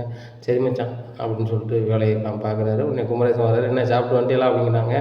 வந்துட்டு செந்திலங்க அப்படிங்கிறாங்க. அவர் தூரம் ரெஸ்ட் எடுக்காரு அப்படிங்கிறாங்க செந்தில் பழனி. உடனே அப்படியா, சரி சரி அப்படிங்கிறாங்க. உடனே செந்தில் வந்துடுறாரு. என்ன செந்தில் உடனே வந்துட்டான், மாமன் நீ ரெஸ்ட் எடுக்கான்னு சொன்னா அப்படிங்கிறாங்க. இல்லை மாமா வந்துட்டாங்க, அப்பா வந்துட்டாங்க, நான் மட்டும் ரெஸ்ட் எடுத்து தான் சரியாக இருக்கு, அதில் தான் வந்துட்டேன் அப்படிங்கிறாங்க. சூப்பர் மாப்பிள்ள, ரொம்ப நல்லவனாக இருக்க. சரி சரி 2-3 டெலிவரி இருக்குது, பண்ணிட்டு வந்துடு அப்படிங்கிறாங்க. ஏன் துறா வந்து வெளியில் போய் பண்ண மாட்டீங்களா அப்படின்னு சொல்லி பாண்டி கேட்குறாங்க. மச்சான், நான் இப்போ வருங்காலங்களில் புது மாப்பிள்ளையாக வரக்கூடியவன். நான் போய் வெயிலில் போனோம்னா கருத்துடுவேன். இப்போவுமே பொண்ணு கிடைக்க மாட்டேங்குது. நான் கருத்துட்டோம்னா நீங்கள் பொண்ணு பார்க்குற வைக்கிறதும் ரொம்ப கஷ்டம். அதனால் வந்து நான் இணல்லே இருந்துட்டேன் மச்சான் அப்படிங்கிறாங்க. டேய், கருப்போ சிவப்போ நேர்மையும் உண்மையும் இருந்தால் எந்த பொண்ணும் கிடைக்க தான் செய்யும். ஏன் உங்கள் அக்கா என்ன விரும்பலையா அப்படிங்கிறாங்க. மச்சான், அது அந்த காலம். என்ன உங்கள்கிட்ட ஒன்றுமே இல்லாதனாலும் எங்கள் அக்கா கட்டிக்கிட்டா. ஆனால் வந்து இப்போ இருக்க காலத்தில் பணம் மரியாதை இருந்தால் தான், பவுசாக இருந்தால் தான், அழகாக இருந்தால் தான் பொண்ணு கிடைக்கும் மச்சான் அப்படிங்கிறாங்க. இதெல்லாம் மக்களையாக பேசு. செந்தில் டெலிவரி பண்ணதுக்கு முன்னால் போக முடியும்னா போ, இல்லைன்னா வந்து நான் வேணா போய்ட்டு வரேன் அப்படிங்கிறப்ப நானே போகிறேன் அப்படின்னு சொல்லிட்டு சிரிச்சுக்கிட்டே அவர் டெலிவரி பண்ண போகிறாரு. இந்த சூழ்நிலையில் கதிர் பார்க்குறாரு. என்ன டெலிவரிக்கா அப்படிங்கிற, ஆமாம் அப்படிங்கிறாங்க. உங்கள் ஓனர் எப்படி இருக்காரு அப்படிங்கிறாடி. அப்பா எப்படி இருக்கான்னு கேட்க வேண்டியதுண்டா அப்படிங்கிறாங்க. அவருக்கு அந்த ராஜா மாதிரி உட்காந்துருக்காரு அப்படிங்கிறாங்க. அப்பா அவனையே டெலிவரிக்கு அனுப்புகிறானே, மாமாவெலாம் அனுப்பலையா அப்படிங்கிறாங்க. மாமா வந்து கல்யாணம் முடிக்கணும்னு ஆசைப்படுறாரு. நான் புது மாப்பிள்ளை, நான் வேலுக்குள்ளே போக மாட்டேன், வைக்க மாட்டேன்னு சொல்கிறாங்க அப்படிங்க. அப்படியா அப்படின்னு சொல்லிட்டு சரி நீ பார்த்து போனேன் அப்படிங்கிறாங்க. நேராக மாமாவை கொண்டிருக்கிறாங்க. மாமா அப்படிங்கிறாங்க. சொல்லிட்டேன் மாப்பிள்ளை அப்படிங்கிறாங்க. உடனே இப்படி திரும்பி பார்க்குறாரு பாண்டியன். இல்லை கதிர் பேசுகிறான் மச்சான் அப்படிங்கிறாங்க. பேசு அப்படிங்கிறாங்க. உடனே என்ன மச்சான் உனக்கு என்ன மாமா உங்களுக்கு கல்யாணமா அப்படிங்கிறாங்க. கல்யாணமா எனக்கா? உங்கள் மாமா உங்கள் அப்பா தான்டா பொண்ணு பார்க்கன்னு சொல்லி ஒரு புரோக்கரை சொல்லி அனுப்பியிருக்காரு அப்படிங்கிறாங்க. ஆமாம், எங்கள் அப்பாலாம் ஸ்லோ மோட்ரு மாதிரி, பையை தான் இது பண்ணுவார், ஸ்லோ ஸ்பீடு மோட்ரு மாதிரி. அதனால் நான் வேணா பொண்ணு பார்க்கலாமா, சீக்கிரம் பார்த்துக்குவோம் அப்படிங்கிறாங்க. டேய் மாப்பிள்ளை, நீ சூப்பர் பொண்ணாக பாருடா, பொண்ணு வந்து தேனாக இருக்கணும்டா அப்படிங்கிறாங்க. அப்படியே மாமா தொட்டோன்னு இனிக்கணும் மாமா அப்படிங்கிறாங்க. ஆமாடா மாப்பிள்ளை அப்படிங்கிறாங்க. உடனே எங்கள் கும்பலேருந்து சிரிக்கிறாங்க. டேய் பழனி, பொண்ணு விஷயத்துலையும் விளையாட்டுத்தனமாக தான் இருப்பியா, நல்ல குடும்ப பொண்ணாக பார்க்கணும்டா. அழகை விட வந்து ஒரு குடும்ப பாங்கான பொண்ணு, ஒரு அப்புறாணி சப்புராணி பொண்ணை கட்டினா தான் உனக்கு லாயக்காக இருக்கும். நீ ஒரு அமர்ந்த பையன், என்ன கொஞ்சம் வெகுளியாக பேசுவேன், ஒரு வாயாடி பிள்ளைலாம் கிடச்சின்னா உன்னால் சமாளித்து நிறை செலுத்த முடியாதப்பா அப்படிங்கிறாங்க. உடனே மாமா இதெல்லாம் அவனுக்கு எங்கே தெரிய போகுது, இவங்களுக்கு தேவை வந்து பொண்ணு அழகாக இருக்கணும், அப்படி இருக்கணும், லட்சணமாக இருக்கணுங்காங்க. ஆனால் அழகு வந்து குடும்பத்துக்கு நம்மளுக்கு வந்து கஞ்சி ஊற்ற போகிறது கிடையாது. ஒரு பக்குவமான பிள்ளை கிடச்சிச்சின்னா ராசாத்தி மாதிரி வாழ்க்கையை கொண்டு போகலாம், நல்லாவும் இருக்கும். பாருங்கள், நம்ம தங்கமயில் பிள்ளையை வந்து நம்ம திடீர்னு தான் பார்த்தோம் கல்யாண மலையில். இவன் நல்ல பொண்ணாக கிடச்சிக்கிட்டு அப்படிங்கிறாங்க. உடனே குமரேசன் சொல்கிறாங்க. அப்போ மீதி 2 பொண்ணும் தேடி வந்த பொண்ணு 2 சரியில்லைன்னு சொல்லிட்டு அப்படிங்கிறாங்க. சச்சா அப்படி சொல்லலை, நம்ம வந்து பழனிக்கு 10 காவடி எடுத்தால் கூட இப்படி 2 பொண்ணுகள் கிடைக்காது. மருமக்கமாக 3 பேருமே தங்கமான பிள்ளைகள், அதில் மாற்றிக்கிறதே இல்லை. அவங்கவுங்க வேலையை பார்த்துக்கிட்டு இருக்காங்க. ஆனால் என்ன ஒரு சில நேரத்தில் ஒருத்தருக்கு மோதல் போக்கு வருது அப்படிங்கிறாங்க. அதுக்கு தானப்பா வீட்டில் மூத்தவங்க பெரியவங்க முன்னாடி இருப்பாங்க, அவங்க மேனேஜ் பண்ணுவாங்க. இப்போ நிறைய குடும்பத்தில் கூட்டு குடும்பத்தினுடைய அழகு சிதறும் போது ஆட்டோமேட்டிக்காக அங்கே வந்து ஒரு சின்ன சிறுசுக்குள்ள சண்டையில் வருதுவா, 2 பேரும் எனக்கு வேண்டாம் உனக்கு வேண்டாம்னு டைவர்ஸுக்கு போய்கிட்டு இருக்காங்க. முன்னாடி அப்படி இல்லை, சண்டை போடுவாங்க. ஏய் நீ வெளில போ, ஏன் அப்படி சண்டை போட்டுருக்கான்னு சொல்லுவாங்க. பெரியவங்க சொன்னோன்னே அமர்ந்து போவாங்க. ஒரு மாதிரி 2 பேரும் மனசு ஸ்தாபத்தில் இருந்தாங்க கூட அவங்க 2 பேரும் சேர்த்து வைக்கிறதுக்கே அவன்கிட்ட பேசு வையின்னு சொல்லி பேசுவாங்க, லாயக்கா அது போகும். இப்போ அப்படி இல்லை, ஒரே வீட்டில் கிடந்த புருஷன் முன்னாடி மோரையை மூஞ்சி தூக்கிட்டு எனக்கு நீ வேண்டாம் உனக்கு வேண்டாம் உடனே முடிவெடுக்குதுங்க. வாழ்க்கையை வம்பாக்குதுங்க. அது குறிப்பிட்ட வருஷத்துக்கு அப்புறம் நம்ம பண்ணது தப்புன்னு நினச்சி ஃபீல் பண்ணுதுங்க. காலம் பண்ணப்புறம் நினச்சிய எல்லாம் காலம் இருக்கும்போது அறுவடை பண்ணால் தானே ஒரு புண்ணியமாக இருக்கும். அந்த புண்ணியம்லாம் கூட்டு குடும்பத்தில் தான் கிடைக்கும் பாண்டியா. இன்றைக்கி நீ கூட்டு குடும்பத்தில் இருக்க எத்தனை பேருக்கு இந்த குடும்பம் கிடைக்கும்னு சொல்லிப்பார், ஒருத்தரும் கிடைக்காது. உனக்கு அப்படி ஒரு குடும்பம் கிடச்சிருக்கு. அடித்தாலும் முடித்தாலும் என்ன செஞ்சாலும் போனாலும் உன் மக்கமாரி உன் கூடயே வச்சுருக்க. உன் மக்கமாரி உன் கூட இருக்கிறதும் மருமக்கமாரி இருக்கிறதும் அவன் தெம்பு. இன்றைக்கி நீ வந்து இந்த சந்தோஷமாக தெம்பாகவும் சவுண்டாகவும் இருக்கன்னா காரணம் வந்து உனக்கு கூட்டு குடும்பம் தான். உனக்கு அப்போ ஏற்பட்ட மக்கள் கிடச்சிருக்காங்க. நீ என்ன சொன்னாலும் கவுந்துட்டு போகிறாங்க. நான் கேள்வி கேட்டேனப்பா, இந்த மாதிரி கதிரை நீ கை நீட்டிருக்கியா பண்ணி சொன்னால் ரொம்ப வருத்தமாக இருக்குப்பா. எல்லா மக்களும் பெரிய மக்கள் ஆகிட்டாங்க, ஆனால் நீ வந்து கை நீட்டதை வச்சுக்கிடாத அப்படிங்கிறாங்க. அப்படி சொல்லுங்கள் இதை சித்தப்பா அப்படிங்கிறாங்க. உடனே நான் சொல்லுறது நீ தப்பாக நினச்சிக்கிட்டாதப்பா அப்படிங்கிறாங்க. தப்பாக நினைக்கிறது ஒன்றும் இல்லை மாமா, நான் வந்து கடுப்பில் தான் அப்படி பண்ணிட்டேன். சொல்ல கேட்க மாட்றான். பேசாமல் இங்கே வேலை பார்த்துக்கிட்டு படிச்சுட்டு போக வேண்டியதானே. இவன் யார்கிட்டையோ வேலை பார்த்துக்கிட்டு அன்டைத்தில் தூங்காமல் வைக்காமல் அலையிறது போகிறது, எங்கேயாவது வந்து தூக்கச்செலவில் பைக்கு விட்டுட்டாலோ வச்சுட்டாலோ ஏதோ ஆகிட்டுன்னு என்னமாம்மா செய்ய முடியும். இவனை நம்பி ஒரு பொட்டை பிள்ளை இருக்குது வீட்டில், அவனை நம்பி தான் உட்காந்துட்டு இருக்கான். அவன் வருது வரைக்கும் தூங்காமல் இருக்கான். இவனுக்கு ஏதாவது ஒரு மேடு உள்ளோம்னா எப்படி இருக்கும் நினச்சி பாருங்கள். இவன் தான் வேணும்னு சொல்லி அவ்வளோ பெரிய வசதியை விட்டுட்டு நம்ம வீட்டில் வந்து இருக்குது இந்த பிள்ளை. அந்த பிள்ளை வந்து வாழ்க்கை நல்லா இருக்கணும், அதனால தான் எனக்கு கோவத்தில் இப்படி பண்ணிட்டேன் அப்படிங்கிறாங்க. எனக்கு புரியுது பாண்டியா, உன் பையன் ஒன்று புரிஞ்சுப்பான், 100% புரிஞ்சுப்பான் அப்படிங்கிறாங்க. புரிஞ்சுப்பான் அப்படிங்கிறாரு பழனி. டேய் சும்மா அப்படிங்கிறாங்க. என்னடா அங்கே புலம்பிட்டு இருக்க அப்படிங்க. ஒன்றும் மச்சான் அப்படிங்கிறாங்க. சரி ஒரு 2 டெலிவரி இருக்குது பண்ணிட்டு அப்படிங்கிறாங்க. மச்சான் நானா அப்படிங்கிறாங்க. நீ தான் பண்ணணும் போ அப்படிங்கிறாங்க. உடனே வெயிலில் தூக்கிட்டு போகிறாரு. எங்கள் மச்சானுக்கு நான் அழகாவது பிடிக்காத அப்படின்னு சொல்லிட்டு கொண்டு போகிறாரு. ஒன்று இந்த சூழ்நிலை கதிர் ஒரு உணவு டெலிவரி பண்ண இடத்துல போயிட்டுருக்காரு. என்ன மாப்பிள்ள என்ன உணவு டெலிவரி பண்ண வந்தியா அப்படிங்கிறாங்க. ஆமாம்மா, நீங்கள் எங்கன்னா உங்கள் மளிகை கடையிலேருந்து டெலிவரி பண்ண வந்தீங்களா அப்படிங்கிறாங்க. ஆமாம், உங்கள் ஓனர் எப்படி அப்படிங்கிறாங்க. எங்கள் ஓனர்லாம் எனக்கு யாருன்னே தெரியாது, மேனேஜர் மட்டும்தான் தெரியும். நான் வேலை பார்த்துட்ருக்கேன். டெலிவரி பண்ணால் நம்மளுக்கு காசு, எத்தனை டெலிவரி வருதோ அத்தனை காசு நம்மளுக்கு அப்படிங்கிறாங்க. அப்படியா, அப்படி மட்டும் அவங்க அப்பா எனக்கு மளிகை கடையில் ஆஃபர் போட்டு தந்தாரோ, எத்தனை டெலிவரினாலும் பண்ணிடுவோம் மாப்பிள்ள அப்படிங்கிறாங்க. அம்மா உன்னை பற்றி எனக்கு தெரியுமாம்மா, நீ எப்படி ஓபி அடிக்கலான்னு சொல்லி தான் இது பண்ணுவேன், இங்கே நீ ஓபி அடிக்க தானே வந்தேன் அப்படிங்கிறாங்க. ஆமாப்பிள்ள 2 டெலிவரி பண்ண தந்திருக்காரு, நம்ம பாட்டில் 2 டெலிவரி பண்ணது மாதிரி அப்படி இப்படி சுற்றிக்கிட்டு கொஞ்சம் நேரத்தை போய்கிட்டு போனோம்னா ஒரு இல்லாமல் இருக்கும். ஏன்னா சேர்ந்தாங்கன்னா அவங்க அப்பா ஒரு 500 ரூபா தருவார். அதை நம்ம அப்படியே செலவுக்கு வச்சுக்கிட்டு அப்புறம் வீட்டுக்கு வந்து ஒன்றுமே சாப்பிடாத மாதிரி உட்காந்துக்கிட்டு கூட சாப்பிட்டுக்கிட்டு மொட்டை மாடலில் படுக்க தனி சுகம் தான் அப்படிங்கிறாங்க. ஆமாம்மா, நானும் மொட்டை மாடலில் படுக்கும்போது மாமா உங்கள் மச்சான் வசவு விட்டார்ல அப்படிங்கிறாங்க. அவர் தான் தினம் பண்ணிகிட்டு இருக்கார மாப்பிள்ள. ஆனால் வந்து நீங்கள் அன்னைக்கு வந்து மொட்டை மாடலில் படுத்திக்கலாம் ரொம்ப சந்தோஷமாக இருந்துச்சு. நீ தான் ரொம்ப கவலையாக இருப்பேன்னு சொல்லி குடும்பமே ரொம்ப ஒரு மாதிரி இருந்துச்சு. ஆனால் நீ வந்து எல்லாத்தையும் தாண்டி ரொம்ப இயல்பாக இருக்கு மாப்பிள்ள அப்படிங்கிறாங்க. ஆமாம், வாட்டி ஏதாவது விழுந்துச்சுன்னா நம்ம ஃபீல் பண்ணலாம், பல வாட்டி விழுந்துட்டு. ஆனால் இப்படியே தான் பண்ணிகிட்ருக்காரு, என்றைக்கும் ஒன்று போல் இருக்காது. நான் தான் சொல்லியிருக்கேன் மாமா, என்றைக்காவது ஒரு நாள் பெரிய ஆள் ஆகும். அன்னைக்கு எங்கள் அப்பா கதிர் தான் என் பிள்ளை அப்படின்னு சொல்கிறது மாதிரி எங்கள் அப்பா கதறது மாதிரி வைப்பேன் அப்படிங்கிறாங்க. வைடா மாப்பிள்ள, அப்படி தான் வைக்கணும், மாமனும் கதறது மாதிரி பண்ணணும்டா அப்படிங்கிறாங்க. ஆமாம் கண்டிப்பாக பண்ணுவோம்மா அப்படிங்கிறாங்க. அன்னைக்கு சொன்ன மாதிரி நீ வந்து இந்த குன்னக்குடியே வாங்கிடுடா அப்படிங்கிறாங்க. மாமா குன்னக்குடி மட்டும் இல்லை மாமா, குன்னக்குடி சுற்றிருக்க அனைத்து ஊரையும் வாங்கிடுவோம்மா, வாங்கி உனக்கே ஷிஃப்ட் பண்ணிடுவோம்மா அப்படிங்கிறாங்க. அப்படியாமல் போனேன்.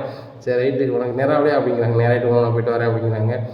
சரி அப்படி இப்படின்ட்டு பேசிகிட்டு இருக்கையில் பாண்டியை ஃபோன் அடிச்சிடுறாங்க. என்னடா சார் வந்து டெலிவரி பண்ணதுக்கு எவ்வளோ நேரமாக நுழைவு பொருள் அப்படிங்கிறாங்க. மச்சான் வந்துட்டேன் மச்சான், கடை பக்கத்தில் தான் வந்துட்டேன் அப்படிங்கிறாங்க. சரி வா அப்படிங்கிறாங்க. உடனே ஐயோ ஓடிலாம் போகணும், பக்கத்தில் வந்துட்டோன்னு சொல்லிட்டு ரன்னிங்லேயே போகிறாரு. என்னப்பா வேற்று ஊற்று போகிறேன் அப்படிங்கிறாங்க. இல்லை நான் கடைக்கு போகிறேன் அப்படிங்கிறாங்க. சார் இவ்வளவு அரும்பாடுபட்டு உழைக்கப்பாங்க மச்சான் கடனுக்காக, மச்சான் கிடைக்கவ உங்கள் அண்ணா மாதிரி ஏசி கடை பெரிய கடை வச்சுருக்கானோ, பேசாமல் ஏசியில் உட்காந்து வேலையை பார்த்தானப்பா நீ ஒரு முதலாளியாக இருக்கலாம்ல, இப்படியே அவங்க மச்சாங்கிட்ட கூலிக்காரனாக இருக்கணும் அப்படிங்கிறாங்க. எனக்கு எங்கள் மச்சாங்கிட்ட கூலிக்காரனுக்கு தான் பிடிச்சிருக்கு. எங்கள் அண்ணன் மாதிரி வந்து அவனை நீ தம்பியாகவே ஏற்றுக்கிடலை. அப்படி இருக்கும்போது என் சொத்துக்காகவும் பணத்துக்காகவும் அவங்ககிட்ட வந்து ஒட்டியிருக்குது எனக்கு பிடிக்கல அப்படிங்கிறாங்க. பிழைக்க தெரியாத பையனாக இருக்கே தம்பி அப்படிங்கிறாங்க. இருந்துட்டு போகிற அண்ணாச்சி நீங்கள் பிழைக்க தெரியுமில்ல உங்களுக்கு, பார்த்துக்கோங்கண்ணே நான் கிளம்புறேன் அப்படின்னு நேராக கடைக்கு போயிடுறாங்க. என்னடா எங்கடா போய்ட்டு வந்தேன் அப்படிங்கிற. மச்சான் ரன்னிங்கில் வந்த மச்சான் அப்படிங்கிறாங்க. ஏன் ரன்னிங்கில் வரணும், நீ போய் நேரம்னாச்சு அப்படிங்கிறாங்க. மச்சான் ஒரு வீட்டில் ஆள் இல்லை, இங்கே டெலிவரி பண்ணிட்டு வரண்டாமா அப்படிங்கிறாங்க.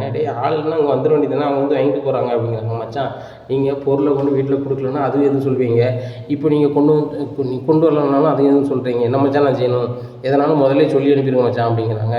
ஆமாடா உன்கிட்ட வரி விளம்பரம் மாதிரி எல்லாம் எழுதி தரேன், அதுக்கேற்றாப்புல நடந்துக்கோ அப்படிங்கிறாங்க. ஆமாம் சும்மா அவர் வசதி கொடுத்துட்டே இருப்பார் சும்மா அப்படிங்கிறாங்க. சரி அப்படின்னுட்டு இருக்கும்போது சரவணா நீ சரி நம்ம செந்தியில் கடையை பார்த்துக்கா, அப்போ நான் வெளில போய்ட்டு வரேன் அப்படிங்கிறேன். சரிப்பா அப்படின்னு சொல்லிட்டு போகிறாரு. உடனே இவருக்கெல்லாம் முன்னே சிரிக்க ஆரம்பிச்சிடுறாரு. மாப்பிள்ளை நீ கல்லாளாக இருக்கும்போது, நீ முதலாளியாக இருக்கும்போது நான் இங்கே உனக்கு கீழே வேலை பார்க்கும் செம்மையாக இருக்குடா, ஆனால் அவங்க அப்பா வேலை பார்க்கும்போது அப்பா நட்டு கலந்துருது அப்படிங்கிறாங்க.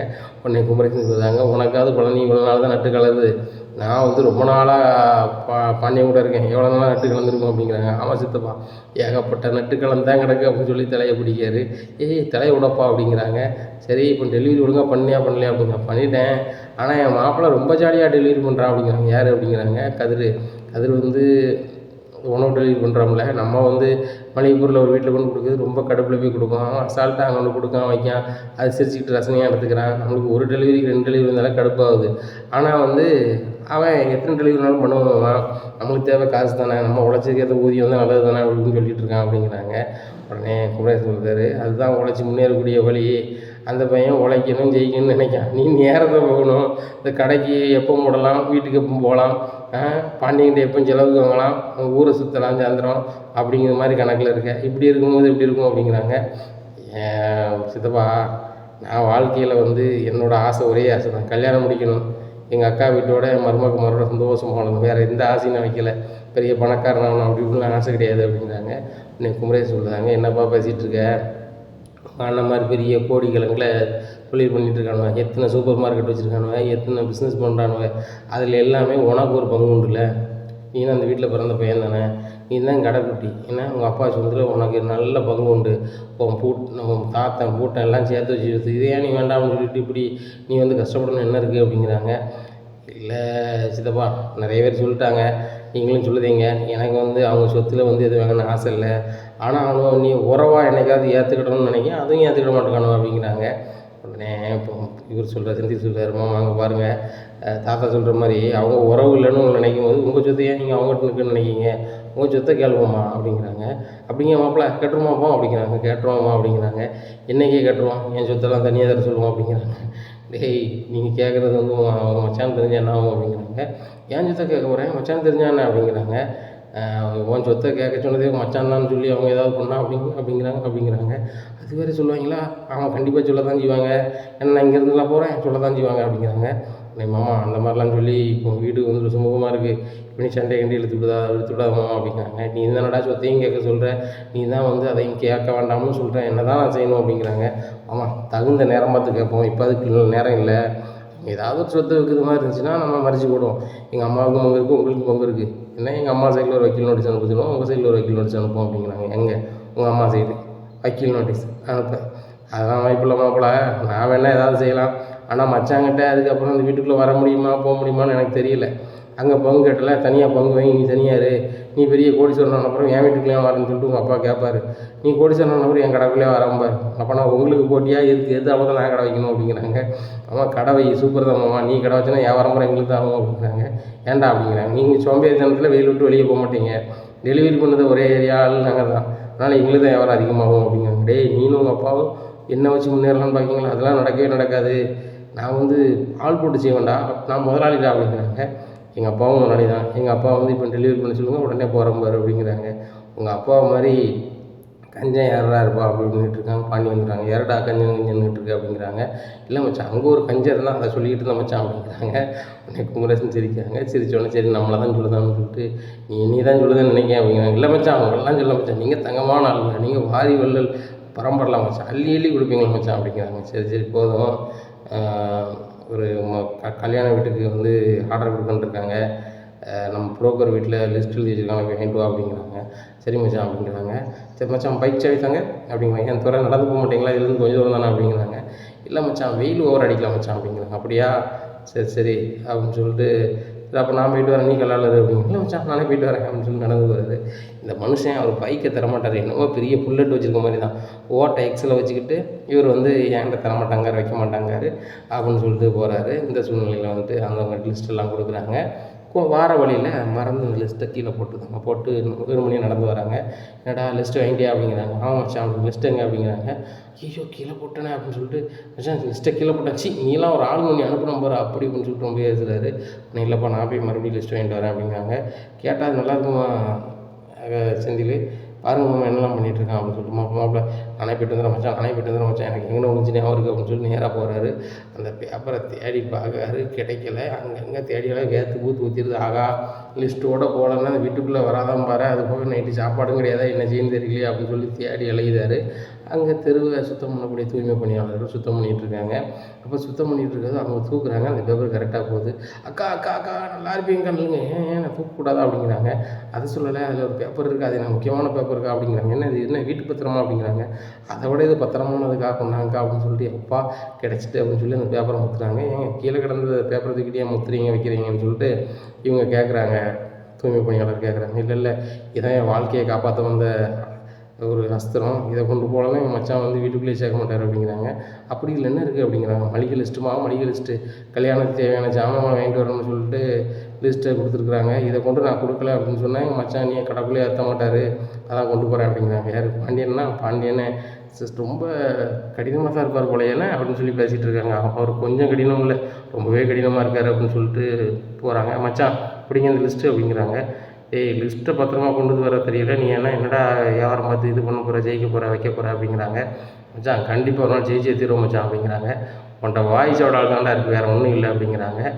உடனே செந்தில் வாங்க உட்காரு, நானே போயிருக்கலாம் அப்படிங்கிறாங்க. இல்லை மாப்பிள்ள நல்ல வேலை அந்த சீட்டு கிடச்சி, இல்லைன்னா அவ்வளோதான் மச்சான், எங்கள் மச்சான் வச்சு செஞ்சுருப்பாரு என்ன அப்படிங்கிறாங்க. இனிமே உடையா போகிறாரு, சொல்லி காட்டத்தானே போகிறாரு அப்படிங்கிறாங்க. அதுவும் சரிதான் அப்படின்ட்டு இருக்காரு பழனி செந்தில்கிட்ட. தங்கமயில் வந்து என்னடா பார்த்தா வந்து வலிக்க விழலையா, ஒருவேளை வலிக்க விழ மாட்டாங்களா, இன்றைக்கி பூரா வந்து அவங்க அதிலேருந்து தப்பிச்சிருவாங்களா அப்படின்னு நினச்சிட்டே இருக்காங்க. இந்த சூழ்நிலையில் சரி இனிமேல் நம்ம தான் பிளான் பண்ணணும் அப்படின்னு சொல்லிட்டு அத்தை அப்படிங்கிறாங்க. என்னம்மா அப்படிங்கிறாங்க. அத்தை எனக்கு கொஞ்சம் சாப்பாடு பிடிக்கல, கொஞ்சம் எனக்கு ஏதாவது உப்புமா ஏதாவது பண்ணித்தரீங்களா அப்படிங்கிறாங்க. சரிம்மா பண்ணித்தரேன் அப்படின்னு சொல்லிட்டு சமையல் கட்டுக்கு போகிறாங்க. பொத்துன்னு கீழே விழுந்துடுறாங்க. விழுந்தோடனே அம்மா எப்பா அப்படிங்கிறாங்க. என்னம்மா என்னத்தை அப்படின்னு சொல்லிட்டு ஒன்று தெரியாத மாதிரி நடிக்கிறாங்க. நடித்தோடனே ஏம்மாக்கு எனக்கு வந்து அடிபட்டுமா, இதில் யாரும்மா என்ன சிந்தனா அப்படி இப்படிங்கிறாங்க. தெரியலையத்த அப்படிங்கிறாங்க. வீட்டில் வேறு யாரும் இல்லையா அப்படி அப்படின்றாங்க. அத்தை வாங்கத்த ஹாஸ்பிட்டல் போவோம் அப்படிங்கிறாங்க. இல்லைம்மா அப்படிங்களத்த இது என்னாச்சு ஏதாச்சும் தெரில வாங்க அப்படின்னு சொல்லிட்டு நேராக கூப்பிட்டு ஆட்டோவில் போகிறாங்க. மாவு கட்டு போடுறவங்ககிட்ட அவங்ககிட்ட போய் வெளியில் வச்சுட்டு நான் உள்ளே போய் பேசிட்டு வரேன் அப்படின்னு சொல்லிட்டு போகிறாங்க. இந்த மாதிரி எங்கள் அத்தை வந்திருக்காங்க, அடி எவ்வளோ லேசாக பட்டிருந்தாலும் சரி தான், நிறைய பட்டிருந்தாலும் சரி தான், அதோட நீங்கள் கூட தான் சொல்லணும். கிட்டத்தட்ட 2 வாரத்துக்கு மேலே நீங்கள் எந்திரிக்கக்கூடாது, பெட் ரெஸ்ட் தான் எடுக்கணும்னு சொல்லணும். நான் பிடிங்க காசு அப்படின்னு சொல்லிட்டு கொடுக்குறாங்க. அப்படியாம்மா சொல்லணும் அப்படிங்கிறாங்க. ஆமாம் பாருங்கள் அப்படிங்கிறாங்க. அதில் பார்க்குறாங்க. பார்த்துட்டு ஏம்மா உண்மையிலே அடிபட்டிருக்கு அப்படிங்கிறாங்க. என்ன உண்மையிலே அடிபட்டிருக்கு அப்படிங்கிறாங்க.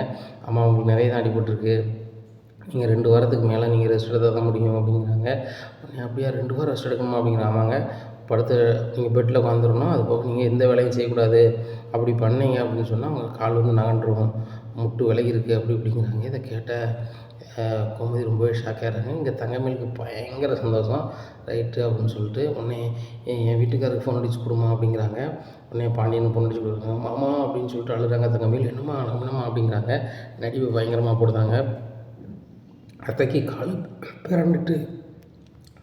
கால் பிறண்டுட்டு மாமா அப்படின்னு சொல்லிட்டு அழுகிறாங்க. உடனே என்ன என்னாச்சுமா அப்படிங்கிறாங்க. வீட்டில் பிறண்டு விழுந்துட்டாங்க, பிறண்டுட்டு கால், நான் வந்து மாவு கட்டு போட கொண்டு வந்திருக்கேன் அப்படிங்கிறாங்க. உடனே எக்ஸலில் ஓடி வராரு.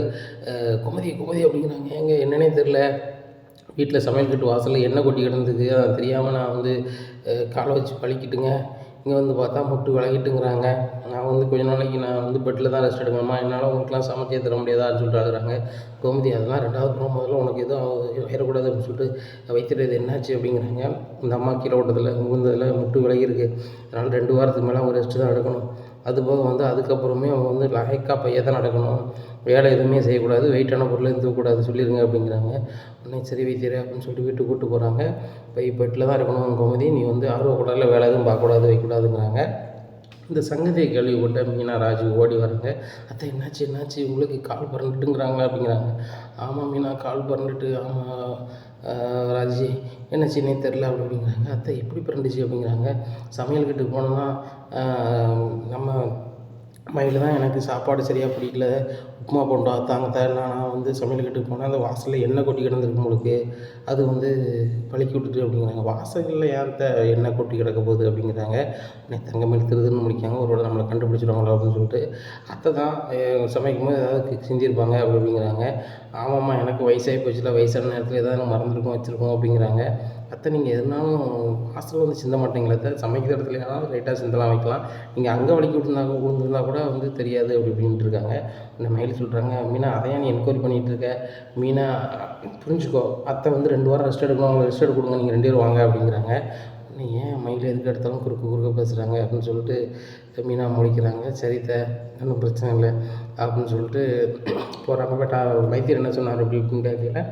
2 வாரத்துக்கு நான் ரெஸ்ட் எடுக்கணுமா, எந்திரிக்கவே கூடாதான், வைக்கவே கூடாதான் அப்படி இப்படிங்கிறாங்க.